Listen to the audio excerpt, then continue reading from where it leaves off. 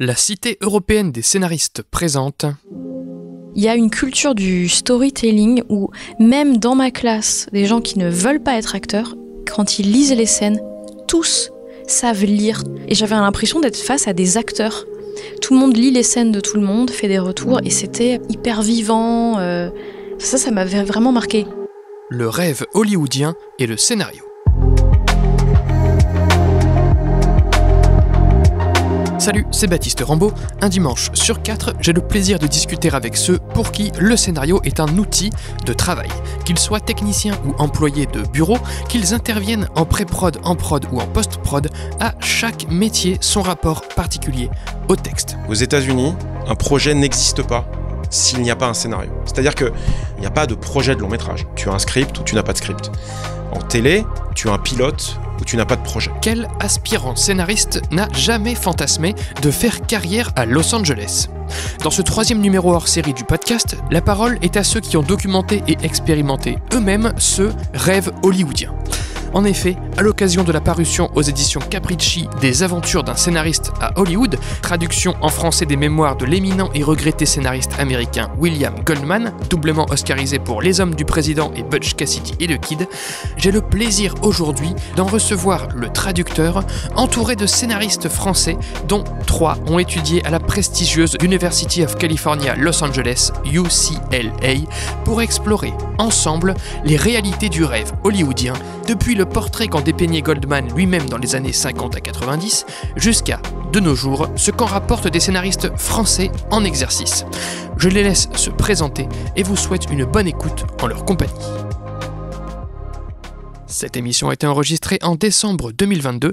Mes excuses pour la saturation des micros au début des présentations. Bonjour, je m'appelle Jean Rousselot, je suis scénariste, je suis principalement réalisateur de films documentaires sur les artistes et j'ai traduit les aventures de William Goldman et j'ai choisi les textes de ses aventures à Hollywood. Merci beaucoup. Ensuite ? Bonjour, je suis Fabien Suarez, je suis vice-président de la Cité européenne des scénaristes, je suis scénariste depuis un petit bout de temps maintenant et j'ai écrit notamment la trilogie des Belle et Sébastien.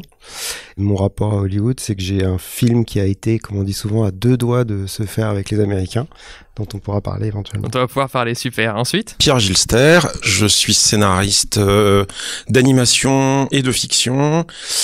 Je travaille sur pas mal de choses en ce moment, sur une grosse adaptation Heroic Fantasy pour France Télévisions qui s'appelle La Quête des Willan.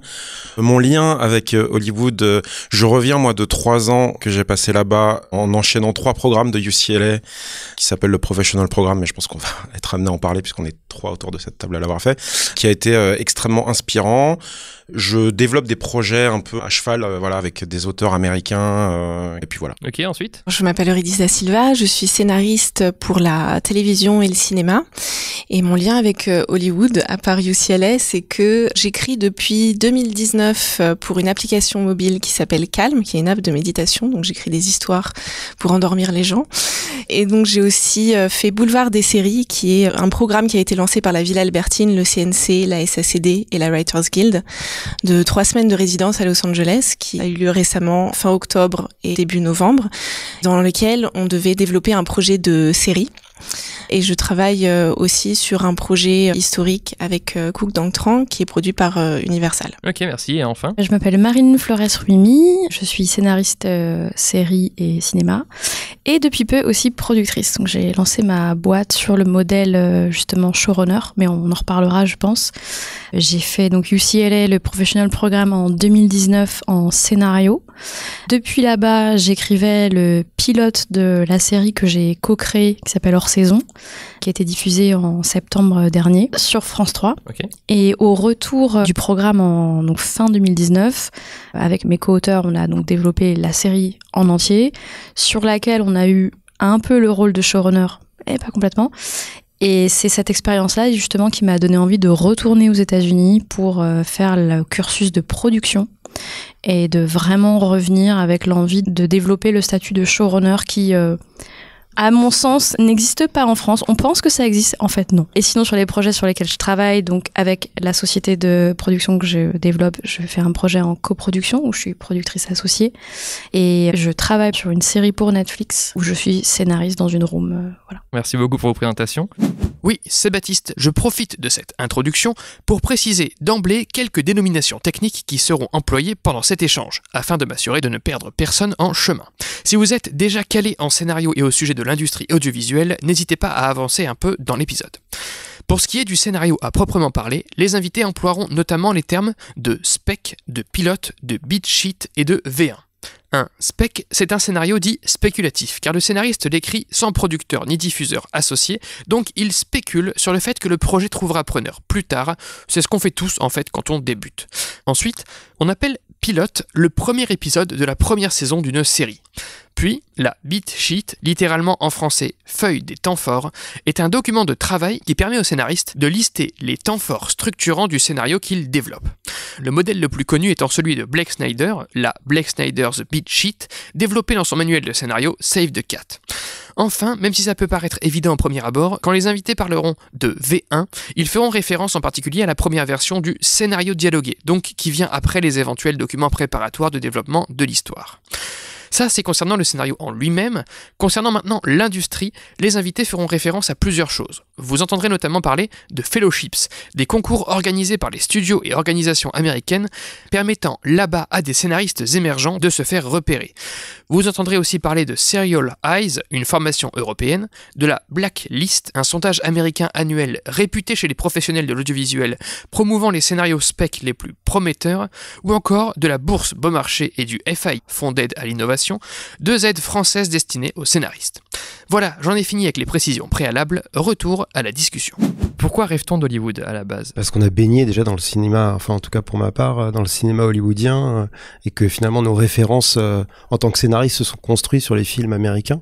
Donc on a envie d'écrire des films comme eux, et que je pense qu'en France, on est à une époque où ils se construisent pas forcément de la même manière, donc on a vraiment envie d'aller toucher cette manière de fabriquer, et ces genres aussi de films qu'on n'a pas forcément tout le temps en France, ou qu'on a plus rarement. Pour la visibilité aussi, j'ai l'impression, on sait que les contenus hollywoodiens sont visibles dans le monde entier, et ils arrivent avec les récits qu'ils développent à toucher des gens partout dans le monde.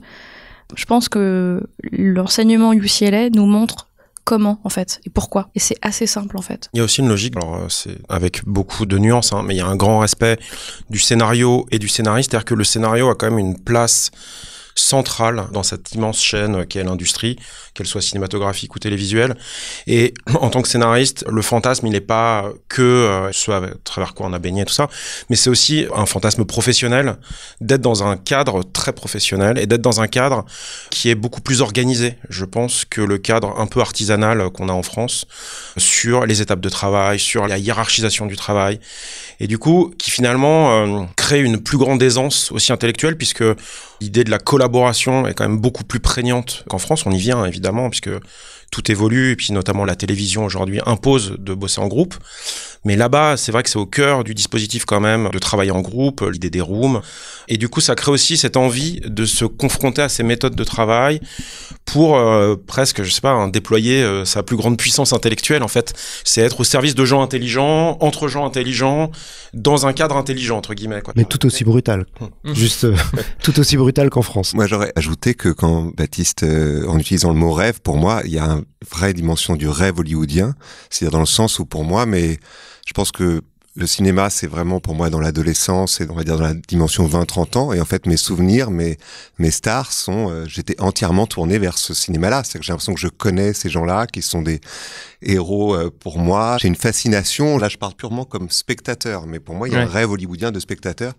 J'ai toujours ce rapport spontané, même en m'ouvrant à tous les types de cinéma asiatique, d'autres contrées.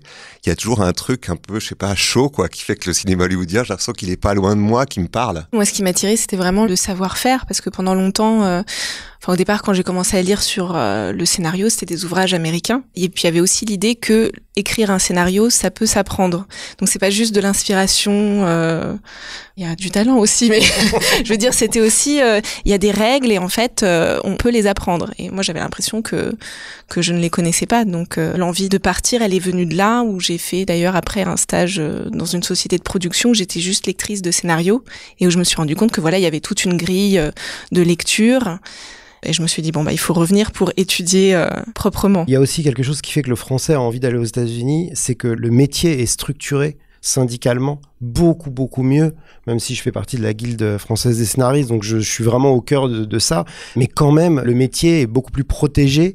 On va en grève, il y a un soutien, il y a une collaboration entre tous les scénaristes, il y a des règles, des lois, il y a des salaires qui sont imposés, et ça c'est extrêmement structuré aux États-Unis, et ça peut donner envie quand on est dans un endroit structuré quand même, mais quand même moins, d'aller justement se faire protéger dans ce pays-là. Tu parlais justement de bouquin à l'instant, je vais embrayer donc sur le bouquin de Goldman. Est-ce que toi qui as traduit, Jean, le bouquin de Goldman, est-ce que lui, quand il a abordé Hollywood, c'était aussi plein de rêves et de fantaisie et d'envie, ou est-ce que dans les années donc 50 et quelques, enfin comment lui il a accédé à Hollywood finalement, dans quel état d'esprit? Alors ce qui est assez amusant, et il le raconte avec beaucoup de franchise, c'est qu'en fait il est tombé dans le milieu du cinéma sur un malentendu. Il était romancier, et puis il disait qu'il savait pas ce que c'était qu'un scénario. Il croyait qu'en fait c'était juste écrire des dialogues. D'ailleurs c'est ça le point de départ, c'est qu'il dit finalement je croyais que c'était juste des gens, et puis s'ils n'y arrivaient pas, c'était les acteurs ou les réalisateurs, mais finalement lui-même, en tant qu'Américain, il n'était pas de Californie, il est principalement de la côte Est, et puis il a vécu toute sa vie à New York. Il pense que c'est pour ça d'ailleurs qu'il a gardé sa santé mentale, mais on pourra en parler avec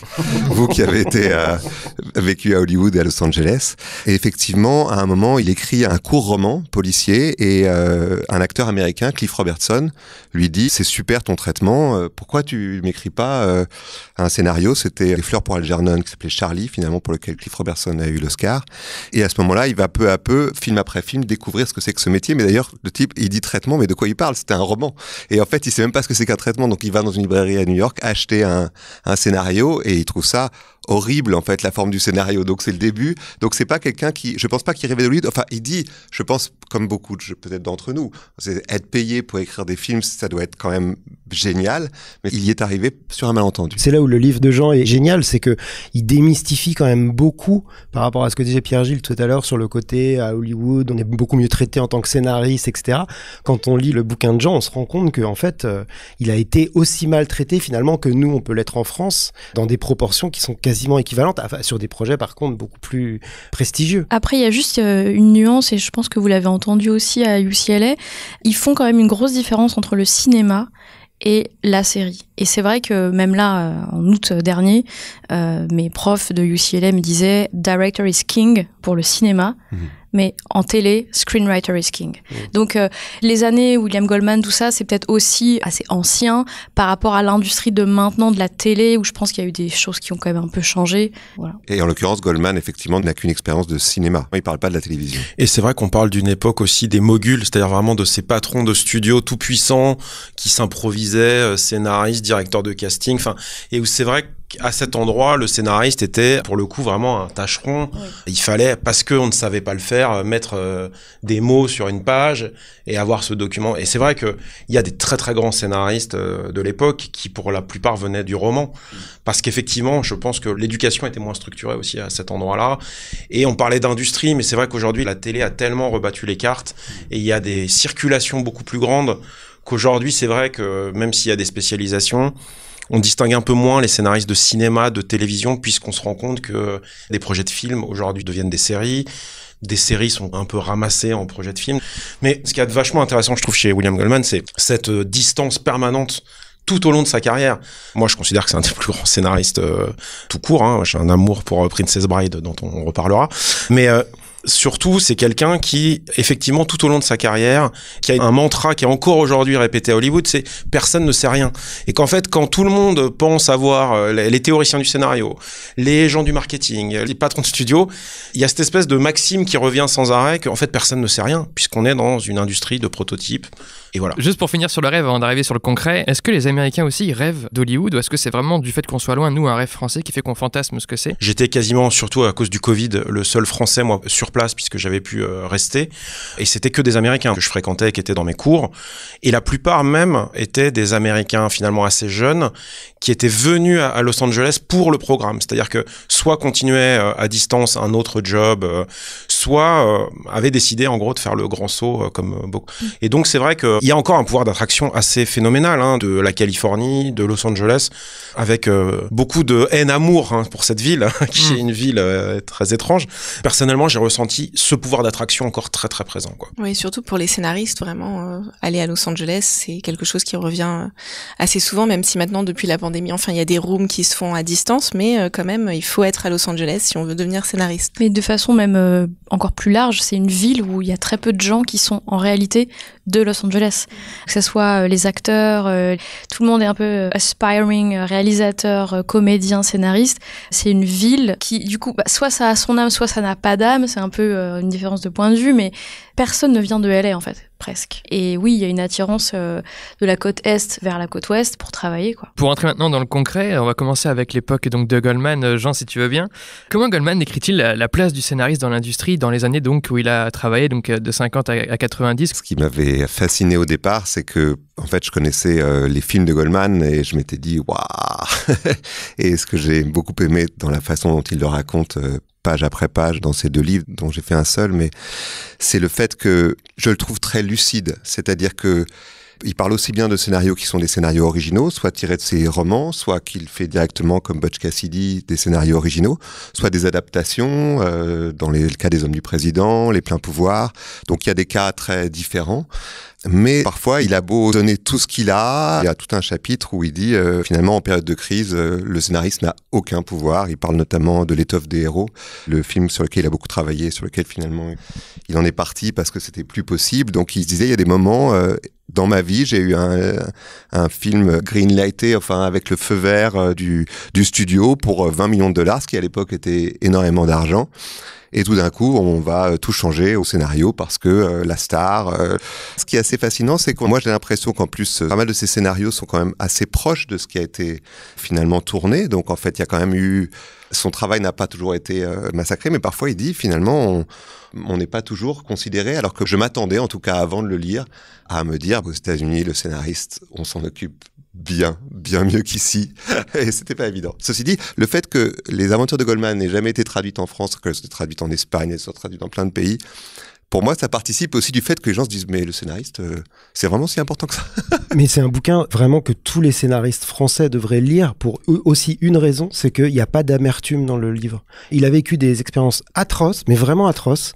On en a tous vécu, mais il n'est pas à dire ah, je déteste ce milieu, je déteste ces gens. On sent qu'il a beaucoup d'ironie, qu'il n'est pas dupe. Il n'y a pas d'aigreur, il n'y a pas d'amertume. Et je trouve que quand on est scénariste, de lire ça au niveau il a eu 2 ou 3 Oscars, il a été nommé X fois. Donc avec ce palmarès-là, avec ce qu'il a vécu, il aurait pu avoir cette amertume-là, envoyer balader tout le monde. Et il l'a pas. Et quand tu es scénariste français à ton petit niveau, c'est hyper intéressant à lire. Oui, ce que j'ai aimé, Fabien m'avait dit après l'avoir lu, il m'a dit c'est un feel good pour les scénaristes. Et ça, je me suis dit, on en a besoin. Mais ça, je pense que ça se rattache complètement à ce qu'on disait tout à l'heure, je crois que c'était qui disait ça, Birgile, sur l'industrialisation à Hollywood. Je pense que les gens ont moins d'affect parce qu'ils s'ancrent dans un processus industriel et c'est du business. Donc il y a beaucoup moins d'affect là où en France, justement, comme on n'est pas clair sur plein de choses, on s'engage sur des projets, on n'est pas payé pendant des mois, on n'a pas de contrat pendant des mois. Là-bas, ils n'écrivent pas une ligne, sinon pas leur contrat. Donc il y a toute une façon de travailler, alors, certainement des exceptions, mais il y a quand même un syndicat qui est extrêmement puissant, où c'est hyper encadré la profession. Et je pense que du coup, les choses se prennent avec plus de détachement. On a moins l'impression de mettre tout son cœur dans un projet parce que la mentalité des scénaristes là-bas, c'est du business. Et même dans la sémiologie du métier là-bas, on parle pas d'art, on parle d'artisanat, on parle de craft, qu'il faut polish son craft, qu'il faut travailler son craft. Donc vraiment sa capacité à être un bon artisan. C'est amusant parce que il y a quand même une espèce de, pas une rivalité, mais du point de vue français, il y a quand même beaucoup de défiance, notamment dans le milieu scénaristique français, y compris au sein des scénaristes eux-mêmes. J'entends beaucoup, moi, cette défiance sur le fait que la méthode hollywoodienne, c'est comme s'il y avait des recettes, sur cette idée de théoriser comme ça le scénario à outrance, créer des modèles hyper figés, des espèces de matrices de scénarios et tout ça. Et on a cette défiance de dire qu'en France, on fait de l'art et qu'on a cette espèce d'héritage encore très puissant de la nouvelle vague dont on a du mal à se défaire et qui crée beaucoup de problèmes, mais des problèmes très pragmatiques pour la place du scénariste dans le cinéma, dans la télé. Mais c'est vrai que là-bas, effectivement, comme tu dis, il y a un truc assez détaché, il y a énormément de violence, et y compris chez des gens qu'on pourrait penser très puissants, c'est-à-dire des scénaristes, des showrunners très puissants, sont pas du tout exempts de se faire annuler une saison en plein milieu, de ne pas se faire renouveler une saison. Là d'ailleurs on le voit là en ce moment, il y a un mercato du coup qui se joue parce que Netflix ne me fait pas ma saison 2, je me barre chez Amazon. Il y a toujours ce pragmatisme industriel et business de ça fait pas de clics, ça fait pas de vues, ça fait pas d'entrée. Et salut, next, quoi. On prend quelqu'un d'autre, on prend un autre projet. Vous rejoignez aussi cette idée que Jean a décrite Goldman, comme quoi le scénariste finalement n'est pas tant au centre que ça aux États-Unis. Alors en cinéma, je saurais pas dire, mais en télé, non, le scénariste est vraiment au centre du processus et il accompagne tout le processus de création. Il y a toute une hiérarchie des scénaristes dans la room et puis même qui deviennent ensuite producteurs, coproducteurs, etc. Ils accompagnent vraiment le processus de fabrication de l'écriture jusqu'à la fin, ce qu'on n'a pas ici. À tel point que donc eux font une différence entre ce qu'ils appellent les non-writing producers, qui sont en fait les producteurs avec lesquels nous on travaille en France, donc qui sont des producteurs qui n'écrivent pas. Les non-writing producers ne peuvent pas pitcher de projet de série s'ils n'ont pas un auteur attaché. Et inversement, un showrunner peut aller pitcher un projet directement au studio, se faire greenlighter le projet, avoir un gros budget de développement et aller chercher un non-writing producer en disant tu veux travailler avec moi. Le rapport est complètement inversé par rapport à la France en fait. Je sors d'une expérience anglaise là, avec ma co-scénariste Juliette Salle. On est en plein dedans là, mais c'est la même chose. C'est-à-dire qu'en fait, j'ai l'impression qu'il y a un système anglo-saxon parce que j'ai été au Danemark. Au Danemark, c'est pareil. Quand on discute avec un producteur ou un scénariste, ils ont le même respect, c'est le même mode de fonctionnement. En Angleterre, c'est pareil. Alors je sais pas s'ils prennent le modèle sur Hollywood ou si c'est justement cette espèce de mentalité anglo-saxonne, mais qui est, comme tu disais, l'artisanat versus l'art. Et tous ces gens-là ont aussi cette mentalité-là. Tous les pays scandinaves l'ont aussi. En France, on entend beaucoup faut pas comparer avec les États-Unis, on n'a pas le même marché et tout. Mais justement, quand on voit les séries même nordiques, ils ont autant, voire certainement moins d'argent que nous en France. C'est une question de choix. En fait, c'est une question de choix de la place de l'auteur, choix de la rémunération de l'auteur. Il n'y a pas que Hollywood versus le reste du monde. Il y a une mentalité, je suis complètement d'accord, c'est plutôt anglo-saxon dans la mentalité versus la France en fait. Juste Fabien, donc toi tu parlais, quand je t'ai présenté au début de ton expérience, alors anglo-saxonne ou américaine, je sais pas exactement. J'ai eu les deux, moi. Les deux. Ouais. Est-ce que tu peux nous raconter l'expérience américaine en l'occurrence, puisqu'on parle d'Hollywood, comment ça s'est passé, comment ça s'est présenté, nous raconter. Moi, c'est une expérience qui est venue de France parce que depuis très jeune, j'avais envie d'aller à Hollywood, mais il n'y avait pas à l'époque, parce que je suis plus vieux que vous, il n'y avait pas à l'époque cette possibilité d'aller faire UCLA, ou alors c'était vraiment beaucoup plus compliqué. Et donc du coup, j'étais parti du principe qu'il fallait que j'ai un succès en France, quel qu'il soit, pour essayer de partir. Et c'est ce qui s'est passé avec, donc j'ai fait la trilogie de Belle et Sébastien avec Juliette Salle. Ça a très bien marché en France. Et du coup, avec le producteur français, qui est Clément Miseret, on a monté une société de production. Donc je suis devenu coproducteur et on a développé un projet qui était une nouvelle adaptation de L'Appel de la forêt. On a écrit en anglais, le scénario a été validé, c'est un gros studio français qui s'est attaché au projet, et le projet a été très très loin. Donc il y a un réalisateur qui a été attaché, qui est Christian Duguay, donc avait ce pont avec l'anglo-saxon parce qu'il était canadien. Tout s'est très bien passé, l'écriture s'est extrêmement bien passée, on faisait une adaptation plutôt noire et fidèle du roman. On a été jusqu'à Kevin Costner. Kevin Costner a lu le scénario, il a dit oui. On a commencé à négocier. Donc c'est là où ça commençait à se compliquer parce qu'en fait, j'ai rien contre le Bangladesh, mais on est un peu, nous les Français, le tiers-monde pour eux, les Américains. Donc quand ils vous regardent arriver avec un projet où ils se sentent plus légitimes que vous, déjà ça commence à poser des problèmes. Et il y avait un projet, c'était au moment où la Fox était rachetée par Disney, il y avait un projet qui était dans les tiroirs de la Fox, qui était L'Appel de la forêt. Donc on a été à l'American Film Market, qui est l'endroit où tous les films se prévendent, qui est un endroit très très important sur un film à l'international qui était à 15 millions de dollars, etc. Et on a commencé les repérages. Donc j'ai un book avec des super beaux décors, on a commencé le casting des rôles secondaires, etc. Et à l'American Film Market, on a très bien vendu, mais on est sorti du bois.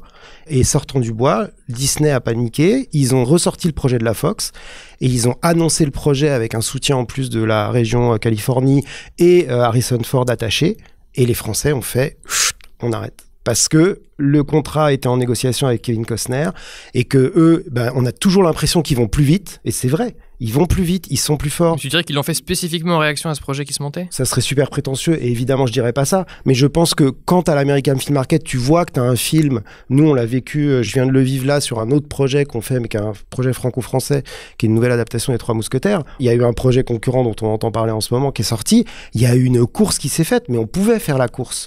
Gagner ou perdre, peu importe. Avec les Américains, tu peux pas faire la course parce que les financements sont tels, les agents sont tels, et puis du coup, Harrison Ford était signé. Kevin Costner, il a un peu tergiversé, il a demandé plus, et puis on a complètement arrêté. Et le projet s'est jamais fait.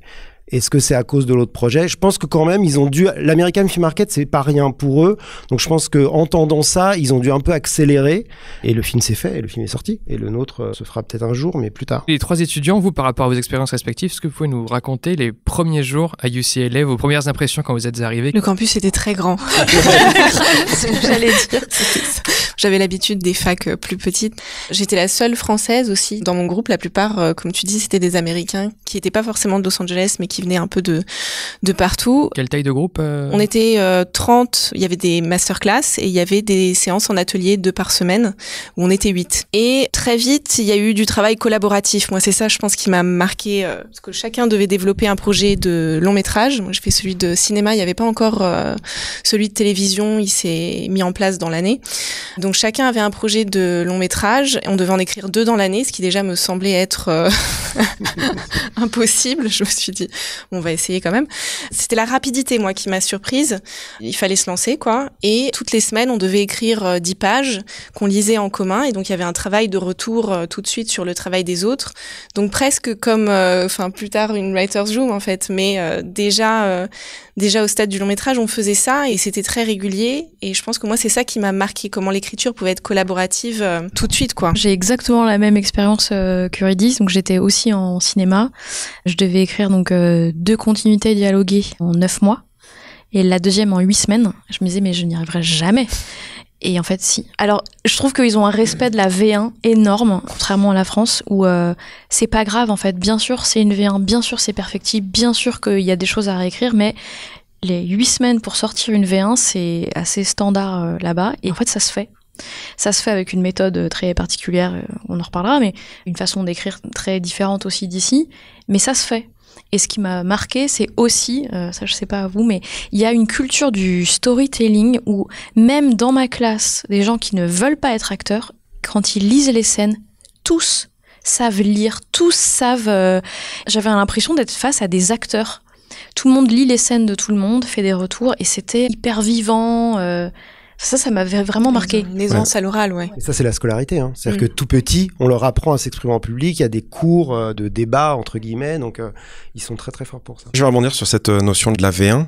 Moi, mon expérience, elle est très proche sur cette idée d'avoir l'impression de rentrer dans un train qui part à toute vitesse et on peut plus descendre ou on meurt, quoi. Donc, vraiment... Parce qu'on a payé, donc voilà, il faut rester là. Et non, mais faut imaginer quand même ce rythme parce que là, on parle... C'est vraiment toutes les 10 semaines, c'est un nouveau scénario de zéro, c'est-à-dire ils incitent à ne même pas venir avec des anciennes idées ou de recycler des vieux projets. C'est vraiment en télé, c'est toutes les 10 semaines. J'ai fait le long métrage aussi, donc il y a 20 semaines pour un long et 10 semaines pour le deuxième. 10 semaines pour un long, vraiment, c'est une expérience presque mystique à faire pour un scénariste. Intellectuellement, tout d'un coup, rentrer dans cette espèce de transe, parce qu'il n'y a pas le choix, en fait, d'écrire en automatique. La V1, elle a même un nom là-bas. C'est ça qui est intéressant, c'est que ce soit en télé ou on parle du shitty first draft ou du vomit draft. C'est ce que j'allais dire, oui, le vomit draft, ouais. Non, mais littéralement, c'est vraiment la première version merdique, voilà. On lui a donné un nom parce que c'est extrêmement structurel du processus d'écriture. Ce qui, nous, est totalement différent. En France, pour le contexte, moi, je pense qu'on s'adresse à des gens qui le savent, mais la V1 est déjà la fin d'un process qui peut prendre des mois, parce qu'on travaille dans l'itération du synopsis, du traitement, du séquencier. Passer au dialogue, c'est presque un acte précieux. On arrive à la toute fin. Non, mais vraiment, là où aux États-Unis, je me rappellerai toujours de la phrase d'un de nos mentors, instructeurs, qui disait « Vous ne savez pas sur quoi vous écrivez tant que vous n'avez pas fait une V1 ». C'est-à-dire que la V1, elle a vraiment un rôle exploratoire de se dire « Ah, en fait, mon film, il est là-dessus ». Et que c'est pas au synopsis, c'est pas au séquencier, c'est pas à ces endroits-là qu'on la trouvera.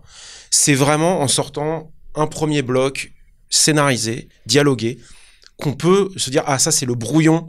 c'est le début du travail en fait. C'est vraiment le plan de ce que je vais maintenant faire qui est vraiment le travail d'écriture. Ce qui est intéressant aussi dans ce que tu dis, c'est que de ce que j'ai compris, eux ils assument le côté c'est de la merde mais c'est normal, alors que nous on veut absolument un truc bien, donc du coup on repousse ce truc et de toute façon doit être pas bon parce qu'il faut le reprendre, donc peut-être il y a aussi une différence de culture. Il y a une sacralisation de la V1 en France, mais aussi pourquoi ? Parce que il y a un système américain et qui est pour moi le système de l'écriture du scénario dans l'absolu, c'est écrire, c'est réécrire. C'est ce qu'on dit toujours. Et c'est beaucoup plus difficile en France. Alors moi je parle du point de vue de cinéma, j'ai moins l'expérience, j'ai une expérience ancienne de la télé, mais c'est que écrire, c'est réécrire. Avec un réalisateur, c'est beaucoup moins évident. Comme ils disent kill your darlings, c'est vraiment de tuer les scènes auxquelles les réalisateurs tiennent et auxquelles même d'ailleurs nous scénaristes, moi je reconnais ma faute totalement, c'est qu'on peut avoir cette habitude, défaut de vouloir absolument garder les scènes et tout d'un coup la V1 elle est sacralisée. Aux États-Unis, c'est ce que tu dis, il faut que la V1 elle existe pour qu'on puisse commencer à parler. Alors ça les empêche pas de faire des traitements, par ailleurs ils font quand même des traitements, ils font quand même des pitchs, ils font quand même des choses. Mais ouais, alors nous on n'avait pas à faire de traitement, de toute façon on n'avait pas le temps, donc il fallait faire une beat sheet et on passait directement au dialogué. Et en fait c'était pas mal parce qu'on n'avait pas à écrire sous une autre forme que du dialogué. Donc très vite c'était incarné dans du dialogue. Comment ? Le step outline aussi, hyper précieux comme document. Tu peux nous dire ce que c'est rapidement le step outline ? Moi ils m'ont pas demandé de faire ça. C'est un séquencier. C'est un séquencier. Non, c'est pas un séquencier. Step outline, c'est en gros un tiret égale 3 minutes à peu près. Ça doit tenir en une page. Ah oui, c'est ça. C'est un chemin de fer un peu, non ? Ouais, mais c'est un chemin de fer qui est un peu comme est la beat sheet de Snyder ou un peu plus développé peut-être. Plus développé, ouais, c'est quand même plus développé parce que c'est vraiment le film. Donc il y a à peu près 40 tirets en tout. Il y a les major beats, donc c'est les cartes quoi. Ouais, les 8 sequences avec l'incident déclencheur, il y a la central question, il y a le entry in the new world. Enfin, il y a vraiment les points les plus importants. C'est la séance numéro 2 pour moi, je sais pas, mais il y avait le pitch. C'est semaine 2 ou 3. Semaine 2, le step outline. Et je me dis, mais je peux pas remplir ça, je sais pas, je connais pas encore mon histoire. Et en fait, ça force un peu. Alors, il y a des tirets un peu forcés, un peu, bon bah vas-y, je mets ça. Et en fait, en réécrivant, on se dit, ah non, j'ai une meilleure idée. Et en fait, ça prend vie, mais extrêmement vite. Et sans fiche personnage, sans fiche personnage. Je peux mettre un petit bémol par rapport à l'expérience Vas-y. française que avec Juliette Salle, ça nous arrive de donner des cours de scénario et en fait, on dit exactement le contraire. Je réalise aux étudiants. Mais je vais vous expliquer pourquoi. Souvent, on leur dit, faites attention parce que je crois vraiment pour le coup qu'en France, les producteurs n'ont pas 12 000 lectures en eux. C'est-à-dire que la première lecture qu'ils vont avoir de votre scénario, elle va leur rester. Je sais pas si aux États-Unis c'est la même chose, s'ils ont peut-être plus l'éducation de relire en permanence. Mais en France, quand tu donnes un scénario à un producteur, ok, t'as intérêt à avoir fait ta V1 toi pour toi, mais pas à l'avoir fait lire et à avoir eu des retours de gens qui sont impliqués sur le projet. Ce qui fait qu'effectivement, la V1 que tu vas donner au producteur, nous on n'arrête pas de dire, retravaillez-la dans votre coin. Faites-en une V-1, une V0, une V-2, mais par contre, soyez assez sûr de celle que vous donnez au producteur parce qu'elle va rester, comme moi je dis souvent, la mémoire cache. Et donc, du coup, ça va un peu à l'encontre, effectivement, de la shitty draft, etc. Parce que ça voudrait dire faire une shitty draft qu'on garde pour soi parce que le producteur, il va être très impacté par cette première lecture. Ça, j'y crois, d'expérience, en tout cas, je l'ai beaucoup vu, c'est hyper important sur l'enthousiasme qu'un producteur peut avoir pour un projet, son implication, idem pour le réalisateur. Selon moi, vraiment, la plus grosse différence que j'ai senti dans la manière d'appréhender ce métier aux États-Unis et en France, notamment pour les entrants dans le métier, c'est l'idée du spec. C'est-à-dire qu'aux États-Unis, un projet n'existe pas s'il n'y a pas un scénario. C'est-à-dire que un long métrage, il n'y a pas de projet de long métrage. Tu as un script ou tu n'as pas de script. En télé, tu as un pilote ou tu n'as pas de projet.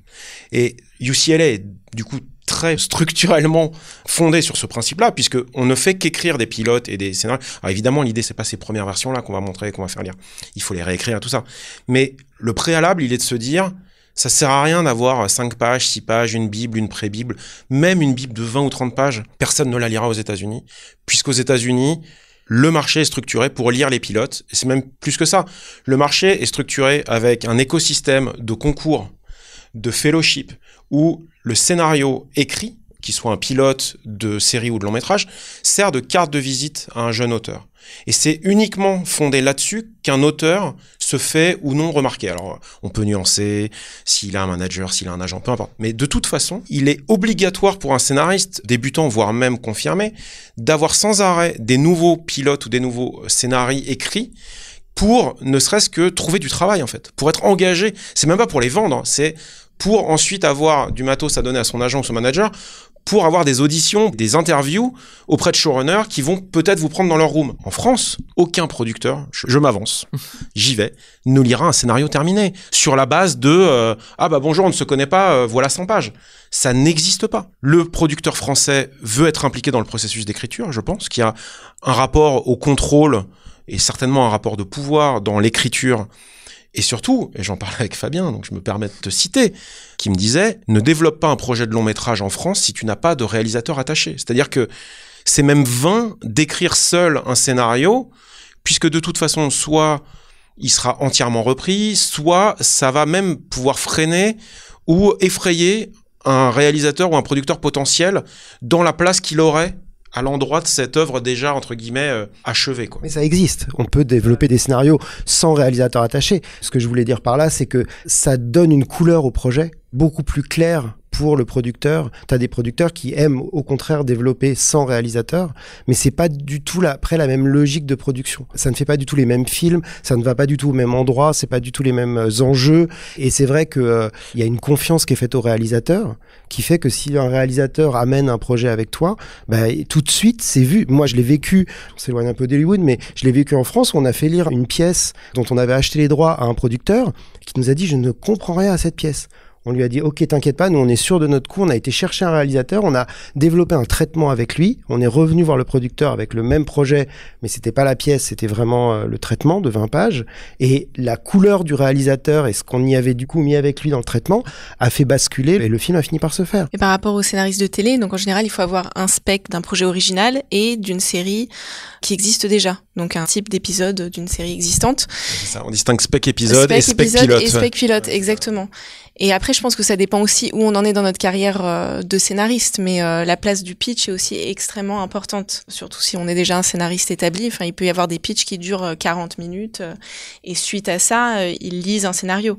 Mais si on est émergent, il faut avoir mais le sentiment que j'avais, c'était qu'on pouvait travailler son pitch que quand on avait un pilote, puisque de toute façon, le follow-up d'un pitch, c'est bah, faites-nous lire le pilote, quoi. C'est-à-dire que un pitch qui se passe bien, l'enjeu de ce rendez-vous-là, c'est de dire bah ok, bah maintenant on peut vous faire lire le pilote, maintenant qu'on a fait 20, 30, 40 minutes de présentation du projet.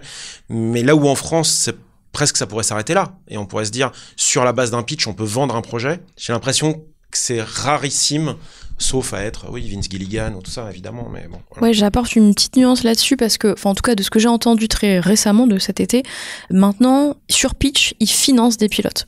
Je pense que ça a évolué un petit peu, ils sont toujours énormément dans cette culture du pilote, mais il peut quand même y avoir décision sur Pitch, donc le elevator pitch de vraiment 2 minutes ou le pitch un peu plus détaillé de 20 minutes, ils peuvent commissionner vraiment le développement d'un pilote. Ouais, c'était la surprise là en y allant à Boulevard des Séries, c'était qu'on nous a vraiment entraîné au pitch et puis c'était quelque chose qui revenait très souvent. Ils pouvaient vendre un projet sur un pitch. Alors après évidemment mieux vaut envoyer un projet rapidement, mais c'est tout à fait possible quoi, de financer l'écriture d'un pilote à partir de là. J'ai l'impression que de toute façon les 5 dernières années là ont énormément bougé, même à Hollywood en fait. C'est-à-dire que, alors en ciné évidemment il y a une espèce d'antériorité de l'histoire d'Hollywood.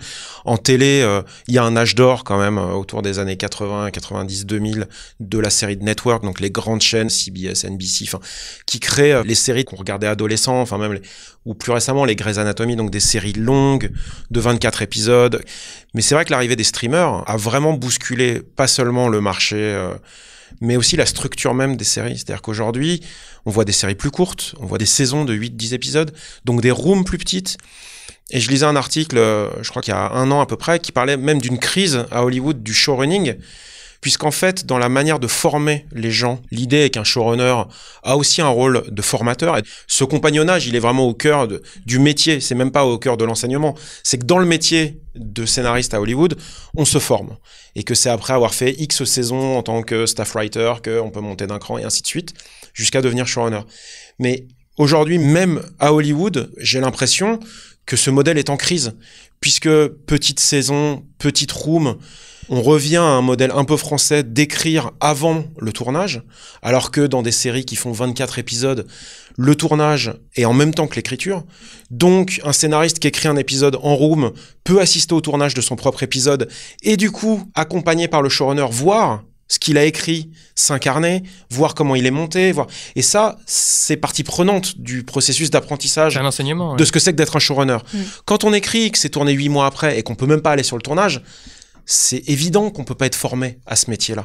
De c'est quoi un choix sur une page, qu'est-ce qu'il a comme implication financière, de décor, d'accessoires, de logistique en fait. Et c'est ça qui était très fort à Hollywood et qui est en train un peu de s'étioler. Et notamment les showrunners qui ont 45 ans et plus tiré la sonnette d'alarme, de dire on ne peut plus former puisqu'on est 5 en room, on écrit 6 mois avant. Moi, showrunner, je vais être seul sur le plateau. Et en 2 saisons, c'est annulé, donc souvent c'est très très court. Et c'est ça. Bon, après, certainement qu'il y a des nuances. N'ayant jamais fait de room à l'américaine, n'ayant pas travaillé dans l'industrie, ça ne reste que des retours de gens que je connais qui ont travaillé et des retours un peu de ce qui bruisse dans l'industrie. Après, ce qui est intéressant, c'est que là, en ce moment, la mondialisation des séries fait que tout d'un coup, cette mentalité américaine, elle arrive partout, puisque les streamers qui commandent, leur centre de commandement, il est quand même à Los Angeles et il est quand même à Hollywood. Et donc, très souvent, ça arrive en France que les producteurs qui ont l'habitude de déclencher des séries sur des bibles, je le vis là sur une bible justement anglaise, où on a écrit la bible, le producteur l'a validée, il a été voir un streamer, le streamer est intéressé, mais il a dit, montrez-nous le pilote. Et donc du coup, on a l'habitude, les producteurs aussi français commandent des bibles, et puis quand ils arrivent chez les streamers, alors peut-être qu'il y en a qui commandent les pilotes, mais pas à tous, et du coup, il y a 2 religions, entre guillemets, qui s'opposent, mais comme tout ça est mondialisé, les Disney+, ils mettent 6 mois à lire une bible parce qu'ils n'arrivent pas à se décider, et si tu amènes un pilote, mais le producteur français, il financera pas forcément le pilote parce que ça coûte beaucoup plus cher, et qu'il a pas envie d'investir en sachant pas comment le vent va tourner, etc. Là, du coup, on a beaucoup parlé des différences entre les 2 mondes. Je vais revenir au bouquin de Goldman, parce que moi, ce qui m'a choqué avec le bouquin que tu as traduit, Jean, c'est que, juste pour rappeler, le premier bouquin de mémoire de Goldman, il a maintenant 40 ans à peu près. Aujourd'hui, tu le traduis, et en le relisant moi-même, je me suis rendu compte que c'était encore super d'actualité. Donc, à l'inverse de ce qu'on disait tout à l'heure, de ce qu'il y a comme différence entre les époques et entre les pays, qu'est-ce qui, dans ce bouquin, nous rejoint par rapport à Hollywood, en fait, qui est pareil pour un scénariste français et un scénariste américain, tu dirais? Ouais, c'est une bonne question. Alors, effectivement, son premier livre a une 40aine d'années. Et en fait, son 2e livre, qui était la suite de ses aventures, a plutôt une 20aine d'années. Et en fait, moi, ce que j'ai fait, c'est que j'ai réuni les textes parce que, s'il y en a autour de vous qui avaient lu l'intégralité des livres anglais, je trouvais qu'il y avait des choses qui étaient des considérations sur l'écosystème d'Hollywood qui, je trouve, avaient un petit peu vieilli, ou parfois il faisait des commentaires, il analysait certains films, pourquoi ça avait marché ou pas. Et autant quand Goldman parle à la première personne dans son expérience, je trouve que c'est très actuel, même si c'est avec des gens qui ne sont plus là, parce que je trouve que... Alors voilà, pour en venir à l'idée de qu'est-ce qui est actuel, ça a totalement résonné avec des expériences que moi j'avais eues comme scénariste, que ce soit le rapport au réalisateur. Il dit voilà, moi je suis toujours d'accord avec le réalisateur tant qu'on touche pas à ma structure. Je veux bien faire tout ce qu'on veut, j'ai envie de l'aider.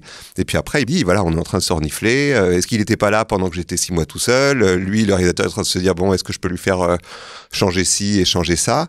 Il parle effectivement du rapport au studio ou au producteur et du rapport à la star. Mais moi, ce qui me touchait en fait, et à nouveau je vais parler d'émotion, la difficulté, l'âpreté du métier. À un moment, Goldman dit voilà, je sais que je suis plus sur un film quand le téléphone ne sonne plus au moment où il devrait sonner. C'est-à-dire, ça a les avantages du professionnalisme, mais ça a les avantages, il sait que, bon, Goldman n'y arrive pas, on va appeler un tel, etc. Et puis, on avance avec ce côté business dont tu parlais. Ce rapport-là de la solitude, je trouve, du scénariste qui est un petit peu tout seul pendant un moment et ses difficultés, ça a tellement résonné avec ce que j'ai pu expérimenter.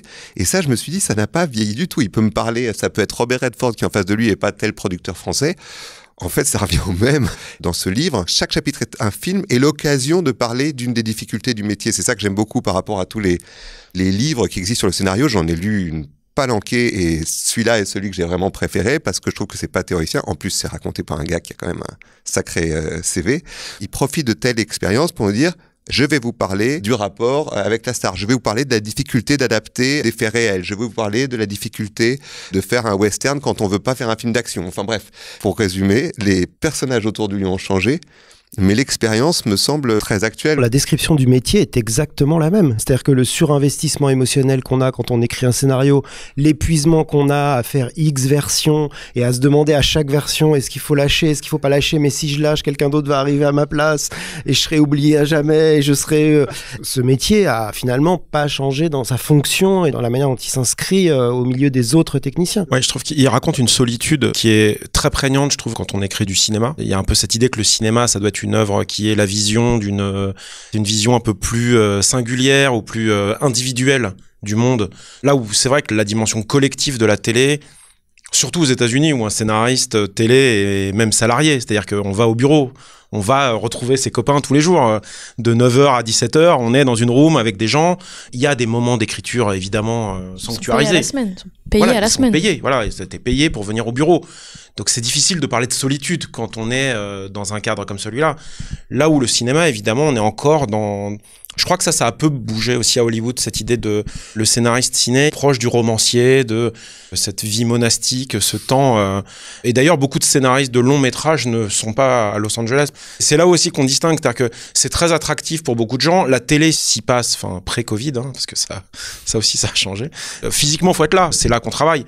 En cinéma, on peut écrire du Montana, de n'importe où, de la côte est, puisque finalement, le temps de l'écriture et le temps du business sont séparés, quoi. Moi, j'ai une question pour vous trois. Est-ce qu'il y a une différence, vous avez l'impression qu'il y a une différence de jugement de valeur entre le cinéma et la télé? Parce qu'en France, on peut avoir l'impression que jusqu'à très récemment, c'est vraiment très récent que toutes les boîtes de prod de ciné maintenant ouvrent leur section télé.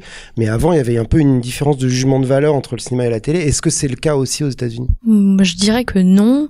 Mais là, dans les cours que j'ai eus là cet été, c'était assez effrayant d'ailleurs. Il disait franchise is everything. C'est vraiment, même eux reconnaissent, c'est même plus attrayant en fait la télé que le cinéma, parce que maintenant ce ne sont que des franchises, donc les Marvel, en veux-tu en voilà, les DC, tout ça.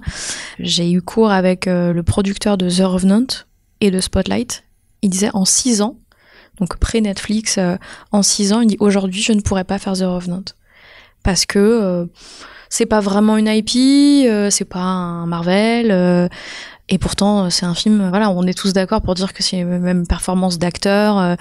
Il disait, à la limite Spotlight, ça aurait pu faire un film HBO. Il dit, ça, je pense que j'aurais pu le vendre à HBO, mais The Revenant, impossible à faire aujourd'hui. Mais c'est ça qui est intéressant, c'est-à-dire qu'il faudra presque, je pense, dans quelques années, requalifier le terme. C'est-à-dire, on parle plus de cinéma, on parle d'un film qui passe sur une plateforme, donc...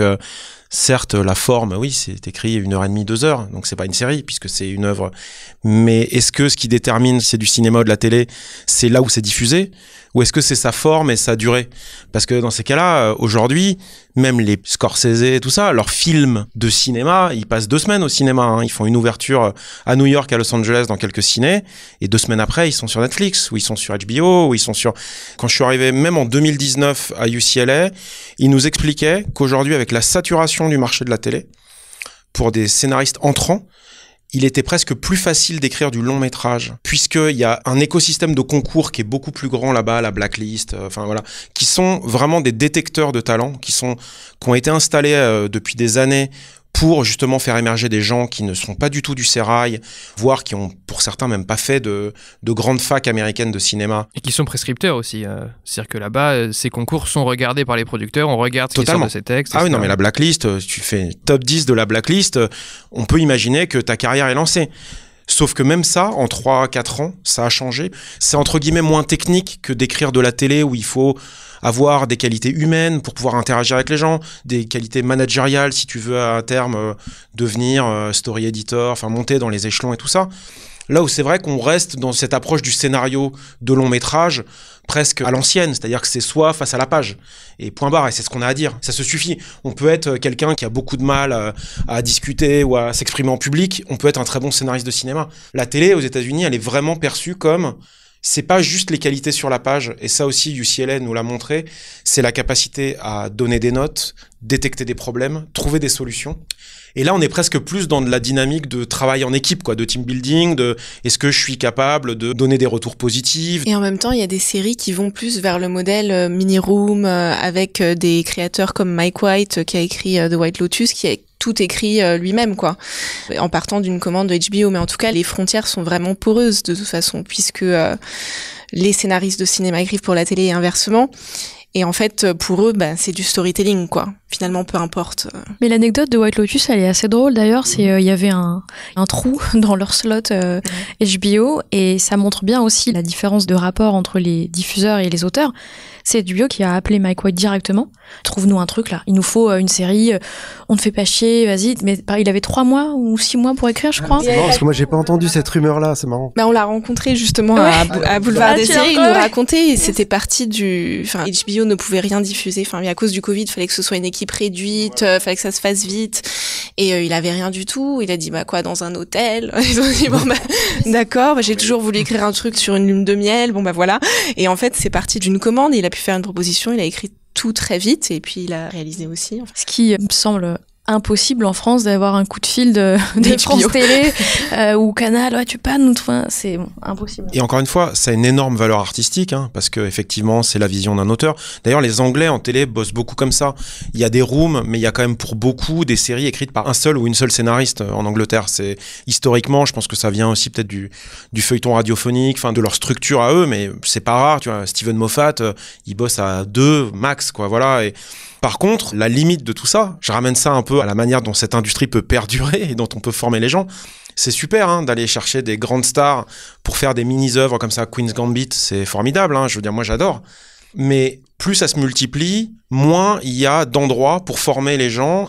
Et c'est vrai qu'en France, on n'a pas, nous, connu cette époque-là de séries qui emploient 15 scénaristes, sauf les feuilletons type Plus belle la vie et tout ça, qui sont très intéressants industriellement, parce que c'est ce qui se rapproche le plus, je trouve, moi, de l'industrie hollywoodienne, finalement. On a tendance un peu, en tant qu'auteur, à regarder ça de loin et à le décrier, mais ces feuilletons quotidiens, les quotidiennes, comme on les appelle, c'est presque ce qui reproduit le plus le processus industriel d'écriture où, de toute façon, il n'y a pas le temps. Faut sortir 25 minutes par jour. Donc, voilà. C'est ça, et ça permet la longévité de la série, parce qu'en fait, les scénaristes qui sont arrivés quand ils étaient scénaristes juniors ou juste assistants en train de prendre des notes dans la room en saison 1, ils montent en grade et à la fin de la saison 7, peut-être qu'ils ont une place plus importante sur la série ou sur une autre série. Mais il y a vraiment cette idée qu'ils sont formés en étant présents dans la salle et qu'on n'a malheureusement pas. Ça, c'est... Il y a des beaux exemples. Le Bureau des légendes. Oui. C'est le seul exemple. Ouais, mais tout le monde s'y réfère. C'est le seul exemple. C'est ça, il n'y a pas eu de suite et tout le monde s'y réfère. Non, mais Hippocrate, pour le coup, a aussi un peu fonctionné comme ça, sous l'impulsion de Thomas et puis de Saroum. Il y a quand même une volonté française. Ça va être intéressant de parler on est quand même tous là en France. On n'est pas aux États-Unis en train de faire ce podcast. Donc, qu'est-ce qui fait aussi qu'on est revenu? Ça reste un fantasme Hollywood. Et c'est pour ça que je parlais de brutalité tout à l'heure. C'est qu'après, on se heurte à la dure brutalité de ce système-là, qui paraît idéal vu de loin et qui pourtant nous fait revenir. Personnellement, je trouve que la brutalité, elle est ici. Moi, je suis revenue parce que j'ai fait la formation. J'espère y retourner parce que je trouve que quand on apprend des outils, une façon de travailler où tout fonctionne, en fait, tout est fluide. Juste pour rebondir, je suis complètement d'accord avec les quotidiennes. J'ai travaillé sur une quotidienne et d'écrire, d'être obligé d'écrire parce qu'il faut rendre le texte et 3 semaines après, c'est tourné. C'est assez proche du système hollywoodien et de voir cette méfiance quand même. Voilà, je dis que j'ai monté ma boîte de prod, je dis que je suis scénariste et aussi maintenant je veux être associée aux productions. Je ressens une vraie méfiance de la part des producteurs français et je trouve que la brutalité elle est plutôt ici, de se dire ah là là mais non je ne fais pas de traitement, ça ne sert à rien. Des choses où je me dis il y a tellement de choses à changer ici. Et tu penses que tu aurais pas la même brutalité aux États-Unis à situation équivalente, c'est-à-dire tu arrives aux États-Unis en disant j'ai monté ma boîte de prod, j'ai X années d'expérience, tu penses qu'il y aurait une ouverture beaucoup plus grande? Je pense que là-bas c'est même pas une question en fait, tous les scénaristes quasiment ont leur boîte. Ils sont tous executive producers. Alors oui, j'arriverai pas showrunner, c'est pas parce que j'ai co-créé une série en France et que j'ai eu cette fonction un peu showrunner en France, il n'y a pas eu une validation d'acquis pour les États-Unis. Si je me faisais engager dans une série américaine, je serais probablement peut-être pas staff writer, mais mid-level, ce qui m'irait très bien. Mais je pense que là-bas, c'est pas du tout une question en fait. Les scénaristes sont quasiment tous EP, executive producers. Et il n'y a pas de problème, il n'y a pas de méfiance. Steven Canal a fait UCLA, donc c'est un peu une des légendes que les profs utilisent. Le pilote de pause était son projet de... Lui, il a fait le MFA, donc je pense que c'était son projet de graduation. Ouais. C'est Ryan Murphy qui a pick up son projet. Il était co-créateur, mais pas showrunner. Alors c'est des distinctions un peu subtiles, mais... Donc il était co-créateur quand même de la série, puisque c'était son pilote, on va pas... Et puis c'est un sujet qu'il connaissait bien, c'était vraiment quelque chose de très particulier. Par contre, évidemment, Ryan Murphy, showrunner tout puissant, 15 shows en même temps, à la télé américaine, est devenu le producteur et le showrunner, mais Steven Canal est devenu showrunner, je crois, en saison 2 ou 3, voilà.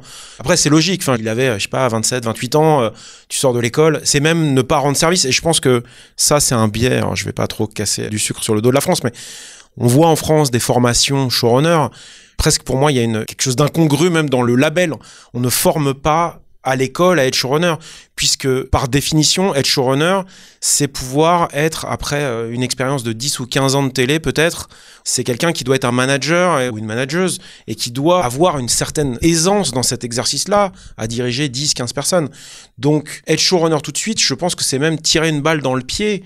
Et à Hollywood, ça s'est passé là récemment. Il y a eu plusieurs shows comme ça qui ont été pick-up sur Dollface et tout ça, où ça s'est extrêmement mal passé. C'est-à-dire qu'il y a des jeunes créatrices ou créateurs dont on prend le pilote parce qu'il est séduisant, parce qu'un comédien se dit « Ah, c'est génial », un producteur.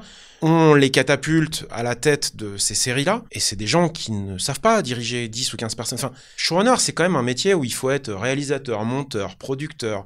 Il faut avoir des notions de tout, en fait. C'est pas juste « je suis le chef scénariste et j'ai le pouvoir », qui est un peu l'abus de langage qu'on pourrait avoir en France. Et pas tous les scénaristes veulent être showrunner, parce que aux États-Unis, enfin, je veux dire, on peut être staff writer ou travailler dans une room et travailler comme scénariste toute sa vie et n'avoir jamais un projet original qui passe. Et ça, c'est peut-être aussi un inconvénient, c'est-à-dire qu'en France, moi, j'ai quand même l'impression que c'est plus accessible. On peut avoir des projets personnels qui sont produits. Bon, alors, en effet, on n'est pas showrunner, on peut être catapulté. C'est le cas, mais il y a quand même cette possibilité-là. J'ai l'impression aussi que, comme ils appellent les gatekeepers, sont pas aussi... Enfin, je veux dire, en France, si on est scénariste émergent et qu'on veut pitcher un projet à un producteur, on peut aller dans un festival, il y a des moyens de se faire lire. Alors que là-bas, voilà, il faut vraiment avoir écrit des pilotes, etc., avoir un agent pour présenter, parce qu'on peut pas envoyer un mail avec une pièce jointe légalement, on n'a pas le droit de faire ça. Sinon, ils disent « on n'a rien lu, voilà, attention ». C'est même pire que ça, c'est-à-dire qu'on ne peut pas exister dans ce métier là-bas sans agent ou manager, donc avec des petites subtilités entre les deux. Mais c'est pire que ça, c'est-à-dire qu'un agent ou un manager, c'est lui qui doit vous choisir. On peut même pas solliciter un agent ou un manager. Alors il y a, encore une fois... mais c'est en ça que servent les concours et tout. C'est-à-dire que vraiment, il y a quand même cette notion, les portes d'entrée sont très très compliquées à défoncer côté américain. Ça, c'est une énorme chance qu'on a en France. C'est qu'effectivement, voilà, comme tu le dis, on a des raccourcis. Aujourd'hui, tu fais la FEMIS, tu fais le CEA, tu pitches ton projet. On l'a vu. Là, récemment, on l'a vu beaucoup de gens. Bon, bah voilà, leur projet est produit presque l'année suivante de la sortie de l'école. On a des aides à l'écriture aussi qui n'existent pas. Enfin, oui, c'est important de. Oui, non, il y a quand même des choses bien en France. Ouais. Hein. Mais l'industrie est aussi beaucoup plus petite en France. C'est possible, en sortant d'une école, de travailler sur un prime TF1, de faire une série, qu'elle soit produite. C'est plus envisageable qu'aux États-Unis où c'est très hiérarchisé. Moi, j'avais une question à vous poser, un peu tous les quatre, qui est la qualité de retour de lecture que vous avez en France, aux États-Unis. C'est vrai que parfois, on a l'impression qu'en France, parfois, des gens sont à des postes, mais en fait, ils ont fait Sciences Po, ils ont fait HEC, enfin, ils ont aucune espèce de formation profondément cinématographique. Et en allant beaucoup plus avant William Goldman, les gens qui ont créé les studios, c'était des saltimbanques, c'est-à-dire des gens qui étaient capables de faire du cirque. Enfin, il faut produire du divertissement là tout de suite. Comment on fait? Et c'est pas un jugement de qualité. Est-ce que vous pourriez nous parler de votre ressenti par rapport à vous êtes fait lire et vous êtes dire, ah ben voilà quelqu'un qui sait de quoi je parle, qui me dit des choses que je peux comprendre. Moi, je sais que pour conclure, ça a pu m'arriver après de défendre des scénarios auprès de la chaîne et mon travail, parfois, c'était que la chaîne me dise quelque chose qui est compréhensible, qui peut produire du travail, que je peux retourner voir le scénariste et lui dire voilà ce qu'on te demandait, pas quelque chose en l'air, un peu intellectuel, mais pas concret. Je crois qu'en fait, il n'y a pas de règle. C'est-à-dire que ça serait absurde de dire les Américains sont formés, ils font des retours bien meilleurs que les Français. Mais je pense qu'il faut trouver les gens avec qui on a envie de collaborer. Moi, ça fait 4 ans avec Juliette Salle qu'on travaille avec haut et court, Caroline Benjo, Carole Scotta et Barbara Letellier, et elles ont été formées aussi, elles, quelque part, parce qu'elles font aussi de la série. Elles ont un petit module de leur programme qui est dans la technicité du scénario, et elles font des excellents retours. On a une collaboration qui est très très bonne. Clément Miseret, avec qui on a bossé sur les Belle et Sébastien, il avait ce logiciel américain structurel entre guillemets, qui était pas juste à l'emporte-pièce. Et il y a d'autres producteurs avec qui on a travaillé où ça s'est pas bien passé. Je pense pas qu'il y ait de règles à se dire tous les producteurs français savent pas lire et tous les producteurs américains, parce que à l'inverse, moi j'ai des échos parce que il se trouve que je suis très ami avec la scénariste de Vice Versa qui s'appelle Meg Le Fauve. Elle me raconte les retours qu'elle a. Alors en plus c'est différent aux États-Unis parce que sur le long métrage, il y a un duo qui se crée qui est beaucoup plus fort qu'en France, qui est le duo scénariste-producteur. C'est-à-dire que souvent, ils développent ensemble et après, ils vont essayer de trouver de l'argent ou ils vont essayer de trouver un studio et une fois que le studio greenlight, c'est parti. Mais ce qu'ils disent beaucoup, c'est que de plus en plus dans les studios, c'est des mecs qui sortent d'écoles de commerce qui gèrent ça et qu'ils ont leur logiciel. C'est pas forcément un logiciel créatif et artistique. Ils ont peut-être un logiciel technique, mais ça fait pas tout, quoi. Ben, je rebondis justement là-dessus, complètement. Ce qu'ils appellent, eux, les exécutifs qui ne sont pas des producteurs. C'est l'équivalent en France d'un chargé de développement qui n'est pas producteur. Pas vraiment, en fait. Alors ça, c'est creative producer. Ok. Comme nous, on n'a pas de studio ici, peut-être qu'on peut dire que le studio qu'on a, c'est Netflix. Si, il y a Gaumont, UGC, Pathé, on peut considérer ça que ça fonctionne comme un studio. Bah pas vraiment, parce qu'ils produisent, mais ils n'ont pas leur chaîne de télé, en fait. Tu vois, Tu parles en télé. Oui. Et en télé, il y a des chaînes, oui, c'est ça. Le Oui. studio, c'est Le vrai équivalent du studio américain, on n'en a pas en France. Et les exécutives, qui sont effectivement des gens, mais il y en a plein, il y a toute une tripotée d'exécutifs qui sont mis sur ce projet. Oui, ces gens-là, et ça je l'ai entendu aussi cet été de showrunners qui disent c'est tellement agaçant d'entendre des retours qui vont des fois être très orientés business, marketing ou algorithme, c'est le terme aussi qui revient. Oui, mais l'algorithme dit que... Donc oui, il y a aussi évidemment des retours qui sont mauvais. Tous les producteurs français ne font pas des mauvais retours. Tous les producteurs américains ne font pas des excellents retours. Donc je parle des producteurs, pas des exécutives. Mais personnellement, j'ai été vraiment frappée de la qualité des retours aux États-Unis où les gens savent lire des scénarios, savent en écrire. Je trouve que les retours sont beaucoup plus pointus. En termes techniques, tu veux dire? Ouais, en termes techniques, ouais. J'ai l'impression qu'il y a aussi une question de culture. Je pense qu'aux États-Unis, enfin à Hollywood en tout cas, les gens qui font l'industrie, il y a des tâches comme partout, mais il y a quand même une très grande culture de ce qui se fait. Les gens ont vu des trucs, on peut avoir des références communes. Moi, je suis quand même assez frappé souvent en France du manque de culture scénaristique, par exemple, quand on parle à un producteur de série, donc qui fait de la télé, qui souvent soit vient du long métrage, ou même un producteur historique de télévision, du peu de choses qu'ils ont vues, quoi. Et je parle pas que de séries américaines, Game of Thrones ou machin, hein. C'est quand même d'avoir vu des séries israéliennes, des séries...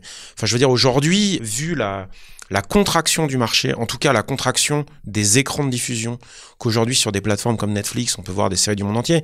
À un moment donné, c'est le métier, quoi. Je veux dire, on peut pas dire ah ouais mais il y a trop de séries. Il faut quand même voir quelques trucs. Moi, ce qui me frappe, c'est plutôt ça.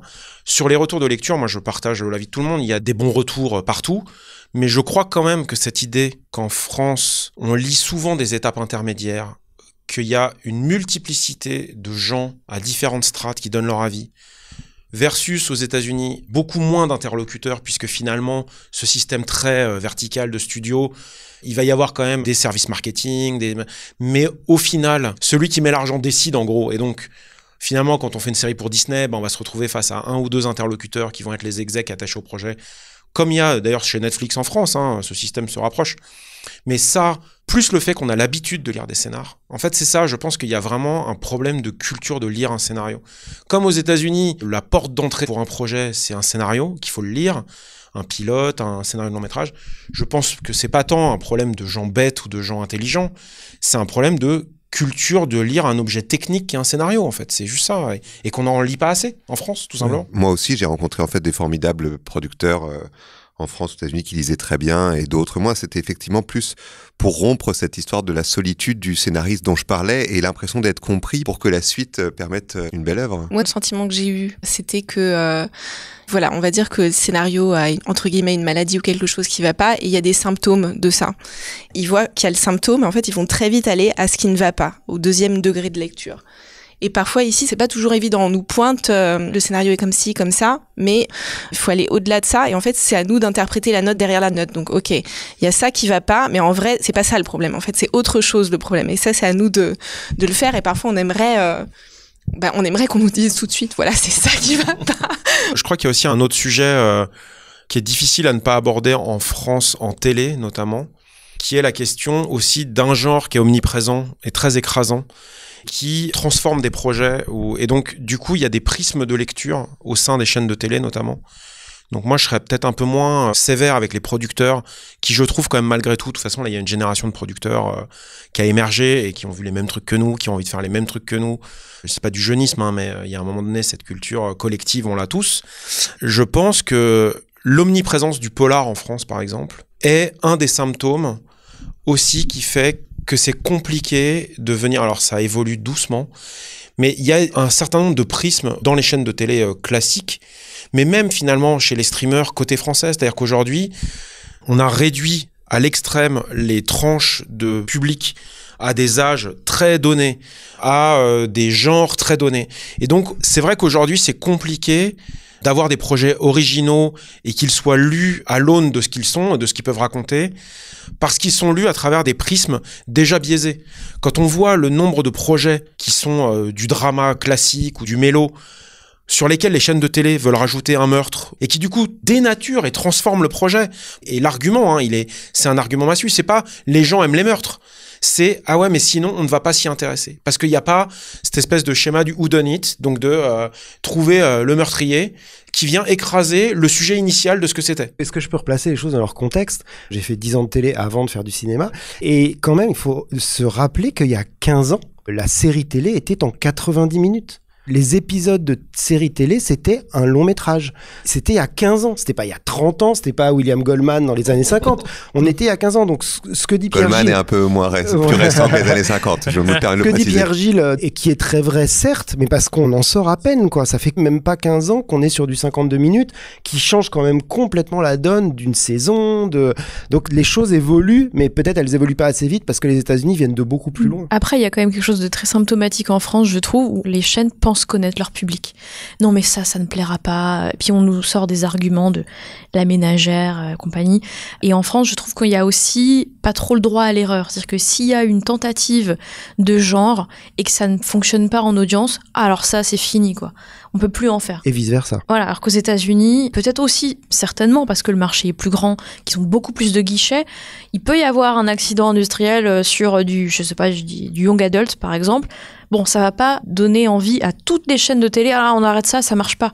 Parce que oui, l'échelle de l'audience est beaucoup plus large qu'en France, mais c'est assez symptomatique en France il y a une tentative de quelque chose, des personnages plus jeunes ou du genre un peu différent, ça marche pas, hop, c'est fini, et on revient au bon polar classique. Mais Baptiste, moi j'ai l'impression que ton podcast, il faut qu'il soit bicolore, parce qu'à chaque fois qu'on parle de télé ou de cinéma, c'est tellement deux choses. J'ai l'impression, en vous entendant et en nous entendant, que c'est tellement différent. Par exemple, ce que tu dis là, dans le cinéma français, c'est pas tout à fait les mêmes règles. On a beau essayer des choses qui marchent ou qui marchent pas, la comédie restera toujours le maître étalon. C'est incroyable à quel point il faut distinguer en permanence cinéma de télévision. Pour reprendre des exemples plus locaux, parce qu'on parle beaucoup d'Hollywood et tout ça, et c'est le sujet du podcast, mais c'est vrai que quand on voit la richesse alors je vais parler télé plutôt, mais la richesse de la télé israélienne, par exemple, qui est un tout petit pays. Enfin, je veux dire, c'est une industrie. Les budgets des séries sont, je pense, un quart de celles des séries françaises. Il y a bien un autre problème que simplement la taille de l'industrie, simplement les budgets et simplement le nombre de guichets. C'est que je pense qu'il y a des problèmes culturels aussi. Problème, c'est déjà un mot teinté, mais il y a des raisons culturelles, en fait. La télé, vraiment, est à l'image d'un peuple. Moi, je trouve que ce qu'on peut voir à la télé, finalement, moi, je trouve, reflète beaucoup la société. Alors, pas assez en France, clairement. Mais si ça ne le reflète pas assez, parce qu'on n'a pas parlé de l'affirmative action, et qui est un autre sujet, mais qui est un sujet extrêmement important à Hollywood. Et c'est au cœur, en ce moment, d'Hollywood. Donc, je pense que c'est difficile de pas en parler. Sur cette idée de la représentativité. De qui sont les personnes, et notamment dès l'écriture, qui sont les personnes légitimes pour raconter telle ou telle histoire. L'intersectionnalisme versus l'universalisme en France. Exactement. Alors l'universalisme qui est une assimilation en fait, qui est vraiment intégration versus assimilation, où finalement on se dit que tout doit être fondu dans une forme de grand pacte républicain en France, mais qui invisibilise tout. Là où aux États-Unis émergent aujourd'hui des voix, des créations, des œuvres, uniquement par volonté politique. On peut en débattre, mais ça veut dire quand même que ça amène un pluralisme dans la création que nous n'avons pas en France. Ça change, mais je vois encore les réticences. Aujourd'hui, il y a un seul sujet qu'on peut évoquer, entre guillemets, c'est la parité homme-femme. En France, c'est un des trucs qui aujourd'hui est un peu audible dans les rémunérations. Et encore, quand on voit la part de réalisatrices femmes en cinéma et en télé, on peut se poser les questions. Mais voilà, c'est aujourd'hui quasiment le seul sujet qu'on peut évoquer. Il peut être débattu sans grosse polémique derrière. C'est ça. Mais quand tu vois le degré de prosélytisme, mais dans le bon sens du terme, moi je trouve, aux États-Unis, pour dire, il y a des choses qu'on ne peut plus faire. Des séries qu'on ne peut plus écrire à la place des gens qu'on essaye de représenter, évidemment principalement des minorités, encore une fois quelles qu'elles soient. Je pense que ça aussi, ça participe quand même de la variété et de la richesse collective des œuvres audiovisuelles, qu'elles soient télé ou ciné, quoi. J'ai l'impression qu'en ciné, c'est moins le problème en France, parce qu'on a historiquement ça, cette culture, soit de la coproduction, soit en tout cas de faire émerger des voix. C'est paradoxal, mais de se dire que presque il y a moins de risques au cinéma, parce qu'il y a des guichets comme l'Avance sur Recette, il y a des guichets déjà qui détectent des voix un peu différentes. Mais c'est vrai qu'en télé, au secours, quoi. Et la remarque que tu voulais me faire qui était intéressante, tu me parlais l'autre fois, c'est affirmative action versus en France, le terme qu'on emploie. Tu peux développer un peu là-dessus? Oui, non, mais en fait, il y a déjà un conflit sémantique. Aux États-Unis, on parle d'affirmative action. En France, on parle de discrimination positive. Et déjà, moi, ce terme de discrimination positive, c'est un oxymore, quoi. C'est-à-dire qu'on peut pas dire que de la discrimination qui est quelque chose qui est extrêmement péjoratif, on peut pas transformer ça en quelque chose de positif. L'affirmative action, tout d'un coup, ça a une autre teinte, même philosophique, dans ce que ça raconte et dans ce qu'on cherche à faire. Ça va même aux États-Unis jusqu'à un débat sur les voix de doublage des dessins animés. Et c'est intéressant de se dire les voix de doublage de personnages non humains, par exemple. Pourquoi c'est à 90% des blancs qui ont les boulots? Et donc, c'est vraiment d'aller chercher, et on parle forcément de racisme systémique, à tous les endroits de cette industrie qui se veut la plus pluraliste. La fiction au sens large est politique et qu'en France, ça ne peut se briser que par combat politique. Et accès à la formation aussi, parce qu'aux États-Unis, ils ont créé des nouvelles fellowships et puis des programmes en lien avec la diversité, etc. Mais c'est aussi parce que les universités sont tellement chères et l'accès à l'écriture de scénarios est tellement cher. On a tous fait le Professional Program in Screenwriting et pas le MFA, pour une raison aussi, je pense, parce que le MFA, ça dure 3 ans, c'est excessivement cher. Enfin, si on n'a pas une bourse ou autre chose, c'est difficile. Donc forcément, c'est un certain type d'étudiants qui suivent ces formations-là. Donc les fellowships sont essentiels parce que voilà, n'importe qui peut candidater, on envoie son scénario et c'est ça. Et en France aussi, jusqu'il y a pas si longtemps, il n'y avait pas tant de formations sur le scénario que ça. Enfin, surtout, il n'y avait pas tant de formations accessibles. Je rebondis là-dessus parce que je l'ai vécu donc cette année, en 3 ans. En 2019, le professionnel programme était remboursé par l'AFDAS à 75%, je crois. Je refais mon dossier pour cette année. 1er janvier 2022, l'AFDAS me dit que ce n'est pas pris en compte. C'est la seule formation, et justement de l'avoir fait en 2019, il y avait plein d'amis scénaristes qui commençaient à m'en parler en me disant « Ah mais c'est super ce que t'as fait, tu peux m'en parler ?» Alors moi j'en parlais, ouais c'est super, en 10 mois, 2 scénarios, c'est super, l'AFDAS finance. Et en fait, l'AFDAS ne prend plus en charge. Donc tous les scénaristes que je connais qui étaient intéressés et qui se disent « Ah ouais non peut-être pas quand même ». Parce que si c'est pas du tout remboursé par l'AFDAS, je vais pas y aller. C'était la seule formation. On parle pas d'une obscure formation au fin fond de la Roumanie. J'ai rien contre la Roumanie, mais on parle de UCLA, on parle de Los Angeles, où on rencontre même des VIP, des guest speakers qui viennent faire des cours, qui sont vraiment des gens dans l'industrie. Cette formation n'est plus prise en charge. Je trouve que c'est scandaleux. Si l'AFDAS nous écoute, tant mieux. La minute politique. Non, mais c'est vrai. Ça ferme des voix, vrai. ça ferme des voix. Ça notamment. ferme énormément de voix. Et je parle rien que au niveau de l'anglais. Je suis partie là-bas en 2019. J'avais un bon niveau d'anglais, mais c'était pas non plus d'écrire là-bas, d'être en immersion, de parler. Le niveau d'anglais, il est boosté à l'heure des coproductions internationales aujourd'hui, mais plus que jamais. Je ne comprends pas que le Professional Program qui était pris en charge par l'AFDAS ne le soit plus. Boulevard des séries le fait aujourd'hui, c'est-à-dire qu'il y a des endroits au ministère de la Culture, au ministère des Affaires étrangères, ou la Villa Albertine, qui est cette espèce de nouvelle enseigne. Mais c'est vrai que c'est déjà compliqué d'accès, parce que... Il faut avoir un pilote. En anglais, en français... Même pour avoir l'AFDAS, je veux dire, il faut quand même remplir des cases. C'est pas n'importe quel scénariste qui peut bénéficier de ça. Enfin, au tout début, moi, j'avais aucune expérience de scénario. Je savais même pas que ça existait, l'AFDAS. Mais c'est l'accès à la formation tout de suite quand on est émergent, en fait, quand on en a besoin. Et c'est ce que la Cité des scénaristes fait. Ça, c'est très bien. Après, pour démystifier, comme on est scénariste, on peut parler argent beaucoup plus facilement. Comme si on nous Mais écoutait pas. le professional programme dont tu parles, admettons qu'il soit pris en compte par l'AFDAS, combien ça t'a coûté de passer 3 ans ou je sais pas combien de temps t'as passé là-bas? 1 an là-bas? Alors, en 2019, j'ai passé 1 an là-bas. J'étais en colocation avec 3 autres scénaristes français. On est tous partis ensemble. Certains ont fait le TV writing 52 minutes, d'autres le TV writing half hour, 26 minutes, et moi en cinéma. Le programme, alors à l'époque, avant le Covid, coûtait, je crois, $5,500. Il vaut 5,900 maintenant. Moi, c'était 4,500, alors j'ai bien... Ouais, ça augmente. Et quand c'est remboursé, alors je dis 75%, mais je me demande si c'était même pas 100%. Maintenant, c'est 6 000 et quelques. Donc c'est remboursé à 100%. Combien ça t'a coûté de te loger là-bas, vivre là-bas, les allers-retours en avion? Le logement coûte extrêmement cher, d'où aussi la colocation. Après, j'avais anticipé ça, c'est-à-dire que j'ai travaillé sur une quotidienne pendant 1 an avant. J'avais aussi donc le pilote de la série que je co-créais qui était validé par la RTS, qui m'ont dit vous pouvez écrire de Los Angeles, c'est pas grave. Donc je travaillais pour la France, pour l'Europe disons, de là-bas. Attends, pardon, est-ce que tu es en train de nous dire que tu as écrit 2 scénarios de long métrage tout en faisant en plus toute ta série pour l'Europe. J'ai fait... Alors, ça fait des longues journées, non? C'est un scénario après l'autre. Donc, je faisais un scénario en parallèle du pilote que je co-écrivais. Donc, avec une de mes co-auteurs qui était à Los Angeles avec moi, la troisième qui était à Paris. Donc, on faisait des zooms à 7h du matin. Le producteur qui, lui, était en Suisse. Enfin, alors, j'avais les droits d'auteur de la quotidienne sur laquelle j'ai travaillé. Ça m'a quand même énormément aidé. Plus le travail que je faisais. Et là, quand je suis retournée cet été, j'ai travaillé pour la France en parallèle de la formation que je faisais. Ce que tu nous démontres, c'est que c'est pas pour les entrants. C'est-à-dire qu'il faut avoir une expérience et être suffisamment quand même posé pour pouvoir se permettre d'aller, c'est un complément d'expérience quelque part.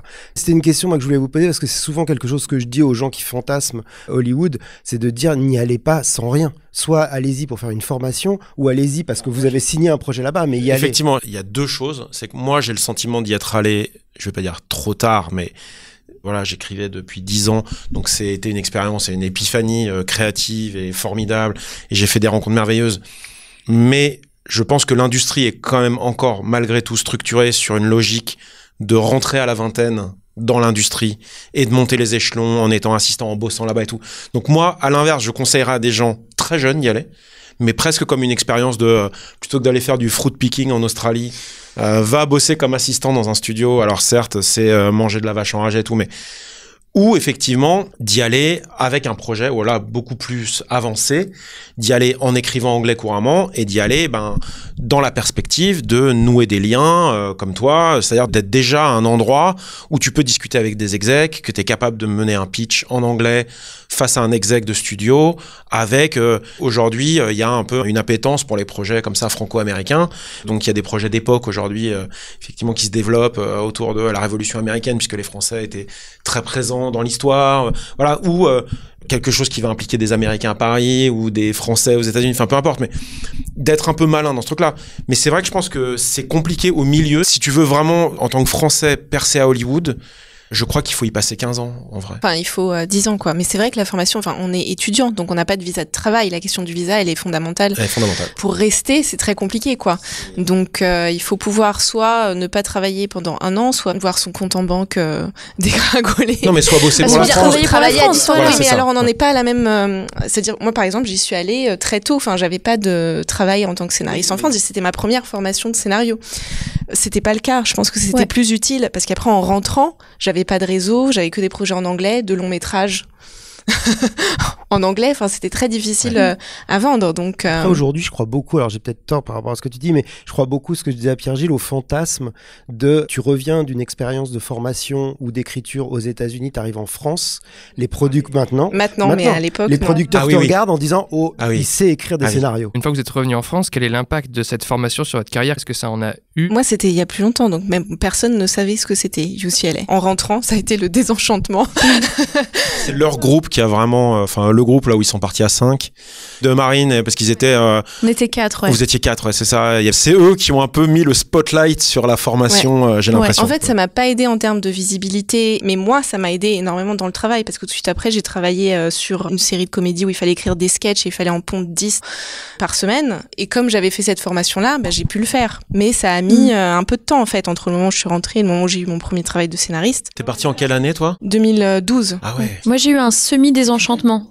Ouais. C'est-à-dire que l'impact immédiat de la formation, c'était donc comme avec ma co-auteure, on écrivait le pilote de notre série, on est rentré, on a tout de suite demandé à travailler en room. Comme nos coproducteurs étaient Gaumont, donc ils sont présents à Los Angeles, ils ont une mentalité peut-être plus internationale. La room, ça a été ok, même si tout est un peu au rabais par rapport aux États-Unis. Mais on a eu une room de 4 semaines, c'est déjà très bien. Mais ce fonctionnement de room, ce fonctionnement d'être impliqué, où on supervisait l'écriture, on avait des auteurs qui se référaient à nous, on était présente après sur le choix du casting, du réalisateur, des costumes, on était sur le tournage, pas tout le temps, mais on a un peu... tout de suite calqué ces connaissances nouvelles américaines, donc sur la série, mais il y a quand même eu, en tout cas pour ma part, un désenchantement de Je pensais que ça allait quand même ouvrir plus de portes, que les producteurs français allaient être plus intéressés par ce côté américain. En fait, pas forcément. Tu parles de quelle année? Je parle de mon retour en 2019. Après, bon, la série hors saison, ça a été 3 ans de développement, donc c'est sûr que j'étais pas très disponible pour les autres projets. Mais c'était ouais, c'est super. Et puis je disais, moi j'ai réappris à écrire à UCLA. C'est-à-dire qu'un film, c'est plus jamais acte 1, acte 2, acte 3 maintenant. Ah bon? Ah non. J'ai complètement supprimé de mon logiciel mental cette façon d'écrire. J'écris avec les 8 séquences, les 8 tronçons, de 15 pages en 15 pages, et c'est libérateur. Mais je m'attendais à un peu plus d'intérêt de la part des producteurs français pour cette formation. Et là, je vais le voir, maintenant que le complément plutôt prod, d'avoir donc la casquette scénariste-productrice, on verra. En tout cas, j'ai l'impression que vous répondez à c'est qu'il y a beaucoup de producteurs qui disent que les scénaristes ne sont pas capables d'entendre les notes et notamment de faire des modifications dans leur scénario. Alors, et je pense que vous, pour en avoir discuté avec les Américains, les scénaristes américains, la question ne se pose même pas. Taking note, receiving note, c'est vraiment le truc qu'ils ont au quotidien. Et j'ai l'impression que ça, c'est une force que vous amenez en France. Et on a été formé à ça tout de suite, c'est-à-dire que l'écriture est devenue synonyme de entendre des retours et faire des retours aux autres aussi. Donc il fallait qu'on les entende dès le départ, ça, et qu'on les intègre. Non mais totalement. Alors moi, je suis rentré cet été, je sens quand même un peu plus cette idée de curiosité chez des producteurs, y compris ceux avec qui je travaillais déjà. Alors après, j'ai un pan de mon activité qui est l'animation, et écrire en anglais, ça a commencé déjà il y a quelques années. Beaucoup de coproductions françaises. Il y a beaucoup de coproductions où il faut écrire en anglais, voire même écrire. Moi, j'ai écrit sous la direction. Alors, on parle pas de showrunner en animation, on parle plus de story editor, mais qui est un peu plus un directeur d'écriture. Et donc, des story editors anglais ou américains. Et en France, c'est déjà le cas depuis quelques années. Un peu informel, on n'est pas tant que ça à pouvoir le faire et à le faire. Sur le plan de la fiction, j'ai des rendez-vous, moi, avec les labels internationaux de boîtes françaises, donc qui se veulent être les endroits où il y a des coproductions initiées par la France ou avec la France à 50-50. C'est pour l'instant que des rendez-vous. J'entends parler de Room ici et là. Là, il y a des projets, par exemple, initiés par soit les Israéliens, soit par les Anglais, où la room est en anglais. Mais de toute façon, c'est vrai qu'après, il y a un autre principe, c'est qu'on rentre et là, on fait plein de rencontres et c'est super. Mais après, il y a la nature des projets. Il faut quand même accepter le deal que là, moi, je suis en train de signer un Meurtra. Bon, voilà, c'est pas ce que je fantasmais à Los Angeles, et c'est en ça que la formation m'a fait énormément de bien. J'en viens à me dire que vivre de l'écrit, c'est déjà un achievement, en fait. C'est déjà formidable. Et que certes, on a tous envie de faire Breaking Bad, on a tous envie. Mais je crois qu'aussi, une carrière de scénariste, elle est longue. Qu'il y a plein d'endroits où on peut exprimer sa créativité. Que dans des choses très formatées, on peut le faire. Et aujourd'hui, de toute façon, ce qu'on voit en France, c'est que l'Eldorado, Netflix, Prime, Disney+, beaucoup en reviennent aussi. C'est-à-dire que ça devient des interlocuteurs francophones, français, avec des considérations de production et de diffusion française.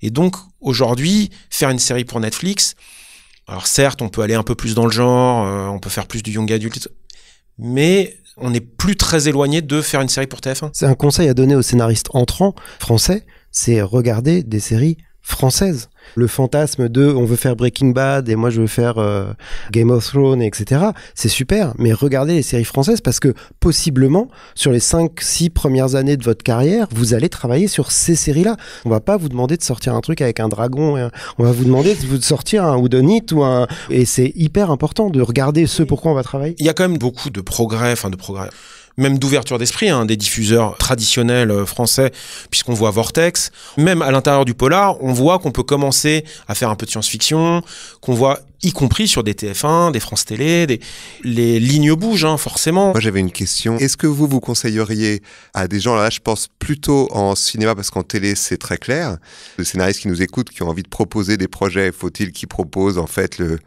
le truc de quelques pages, de quelques lignes, où il vaut mieux essayer justement d'écrire un scénario total et ensuite d'aller le proposer? En fait, ça dépend de la finalité. Si la logique, elle est de progresser, j'avais lu que le scénariste du dernier Batman, là, celui avec Robert Pattinson, je lisais une interview de lui, il a la trentaine, quoi, donc jeune garde hollywoodienne, pour se former, donc hors fac et tout ça, il écrivait donc un script par mois de long métrage.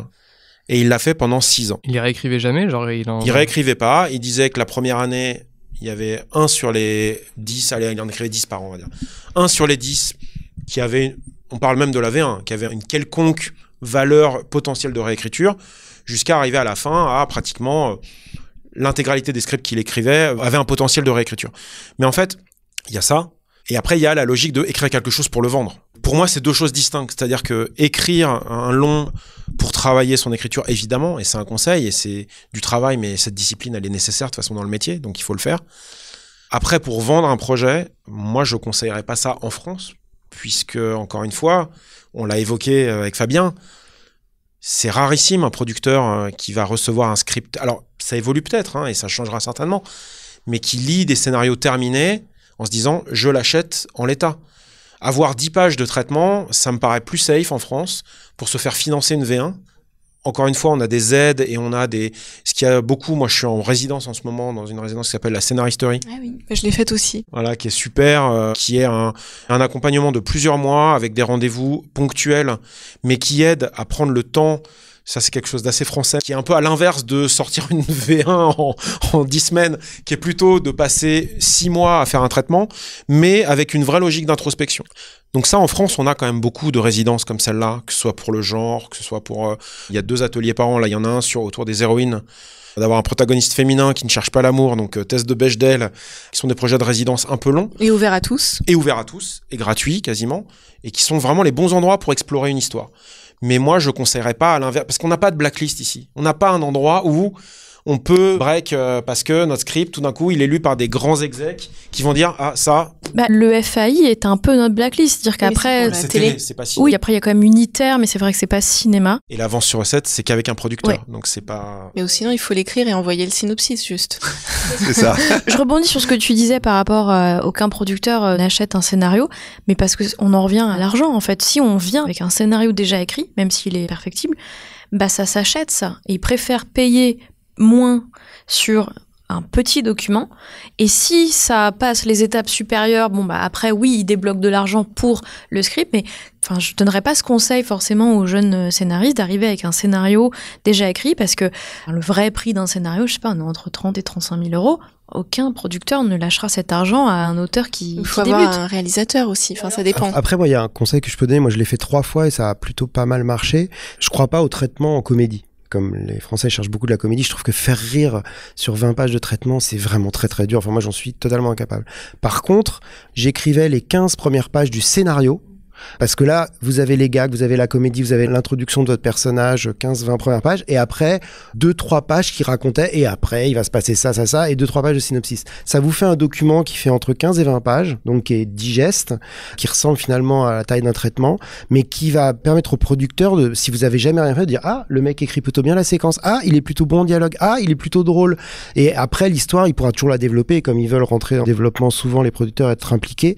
Et ça, c'est un hybride qui se fait pas du tout, mais que moi je trouve pas... Très très bon conseil. C'est ce qui est demandé pour Beaumarchais. Oui, c'est vrai, ouais. Il demande les premières scènes dialoguées plus le synopsis. Et à la scénaristerie aussi, maintenant, ça évolue un peu. Il y a des gens qui font qu'un traitement et il y a des gens qui peuvent aussi faire les 15 premières minutes, 10-15 premières minutes. Ouais, le prix Climax, c'est pareil, ouais, il me semble.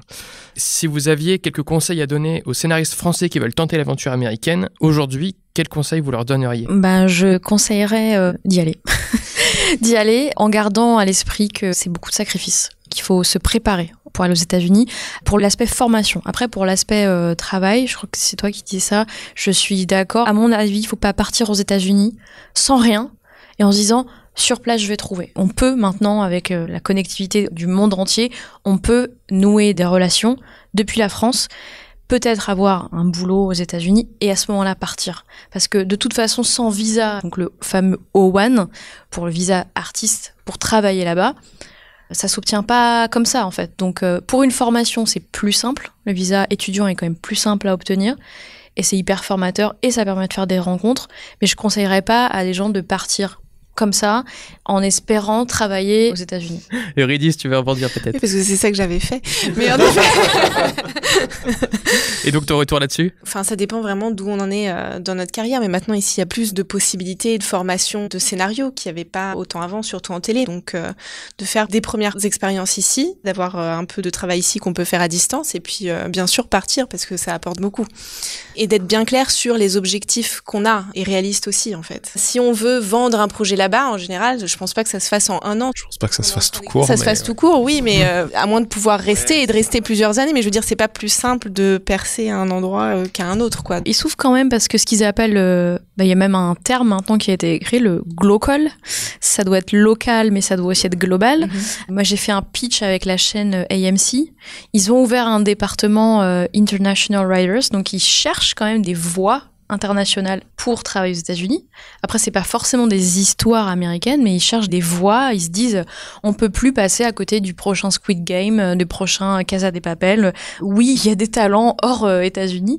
Et même dans les agences américaines, ils ont maintenant un département International TV. Donc, ils souffrent quand même un peu plus. Ils souffrent, mais c'est pour des scénaristes qui seraient déjà établis ou qui sont déjà créateurs de séries dans un autre pays, qui ensuite vont proposer un projet international. C'est ça. Okay. Partir, évidemment, c'est super, hein.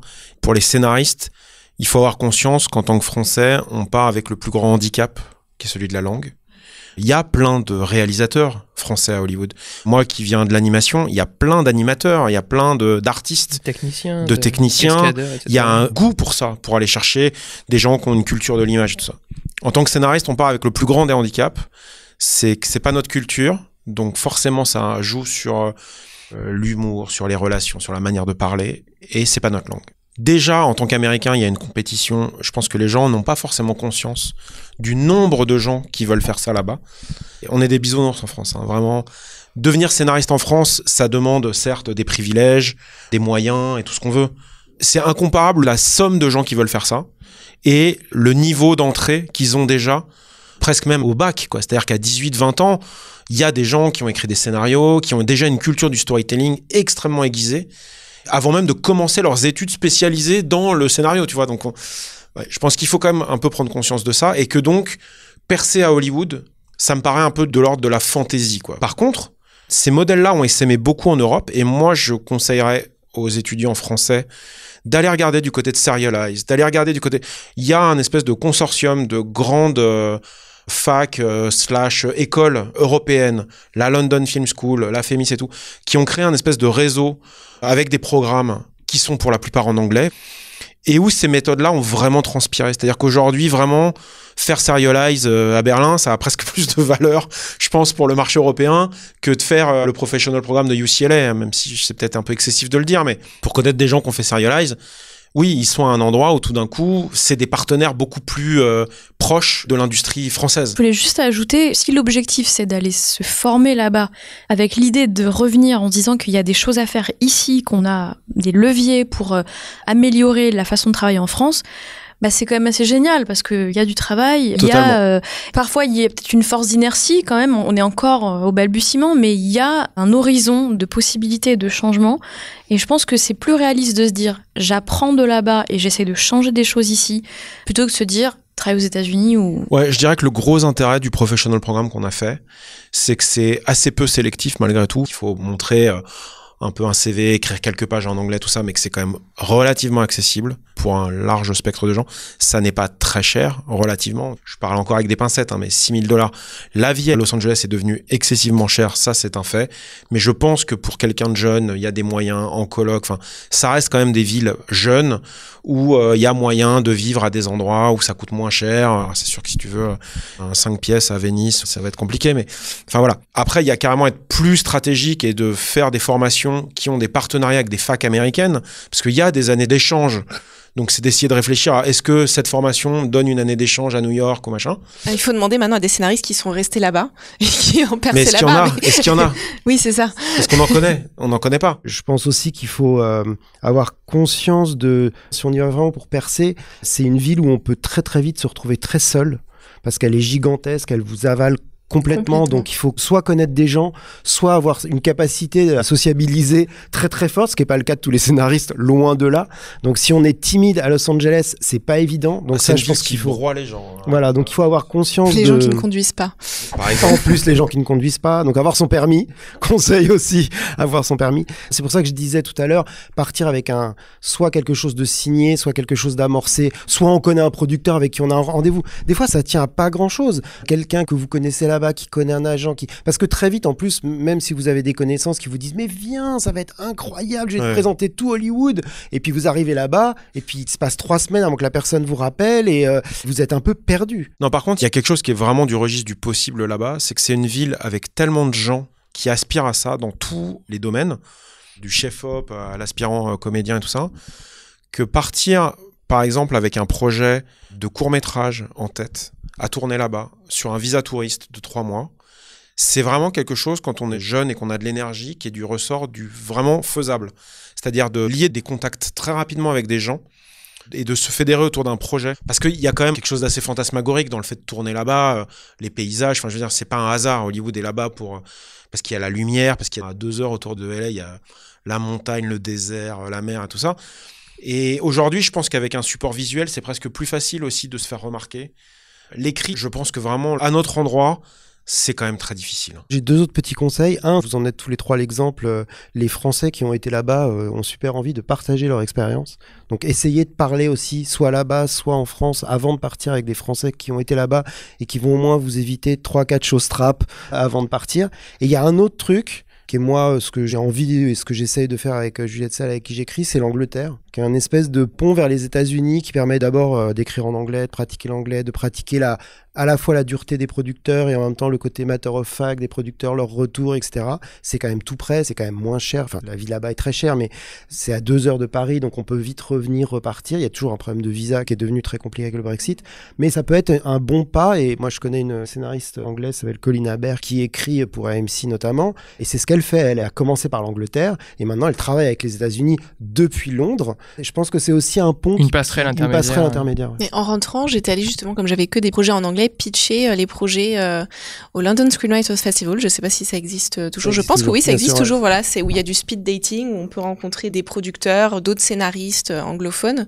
Donc ça peut être pas mal éventuellement. Et enfin, pour reboucler avec tous les vues qu'on avait, c'est-à-dire William Goldman, toi, Jean, quel est le conseil, la leçon que tu as tirée de William Goldman à l'époque où tu le lisais vis-à-vis de l'industrie hollywoodienne? Alors, je dirais, personne ne sait rien, comme l'a rappelé Pierre Gilles. C'est sa grande phrase. Et d'ailleurs, j'ai rencontré un scénariste espagnol qui a accroché ça au-dessus de son mur avec les photos de Woody Allen, de Almodovar, de tous les réalisateurs, réalisatrices qu'il adorait, pour se dire, même eux, même elles ne savent pas. Donc ça détend. Moi, ce que je retiendrai, c'est vraiment l'idée que c'est très dur, même pour les plus grands et les plus grandes d'entre nous, mais que le travail, quand même, la patience, accepter de se prendre des coups dans la gueule, peuvent finir par payer. À un moment, Goldman raconte que le téléphone ne sonne plus pendant 5 ans. Et il a eu beau avoir 2 Oscars. Ce que je veux dire, c'est que ces choses-là arrivent à tout le monde. Mais finalement, je crois qu'avec un bon moral, qui est pas toujours facile à avoir, même je trouve quand on est scénariste, mais il y a quand même une possibilité d'arriver quelque part. Merci à tous pour vos réponses. Merci. Bonne continuation dans vos projets respectifs. Merci beaucoup. Merci Baptiste. Le rêve hollywoodien et le scénario, c'est terminé. Merci encore à Jean, Fabien, Marine, Eurydice et Pierre-Gilles pour leur participation. Merci à la bibliothèque François Truffaut pour l'accueil du tournage. Et bien sûr, merci à vous pour votre écoute. Abonnez-vous au podcast pour ne manquer aucun épisode. Partagez-le autour de vous s'il vous a plu. Et pour le soutenir, je vous invite à laisser 5 étoiles sur Apple Podcast et sur Spotify, s'il vous plaît, ainsi qu'un commentaire sur Apple Podcast. Et le scénario est une émission proposée et montée par moi-même qui vous donne rendez-vous dans 4 semaines de retour avec un épisode classique. D'ici là, n'oublions pas, le scénario n'est pas une œuvre d'art, mais une invitation à collaborer sur une œuvre d'art. Paul Schrader. À bientôt.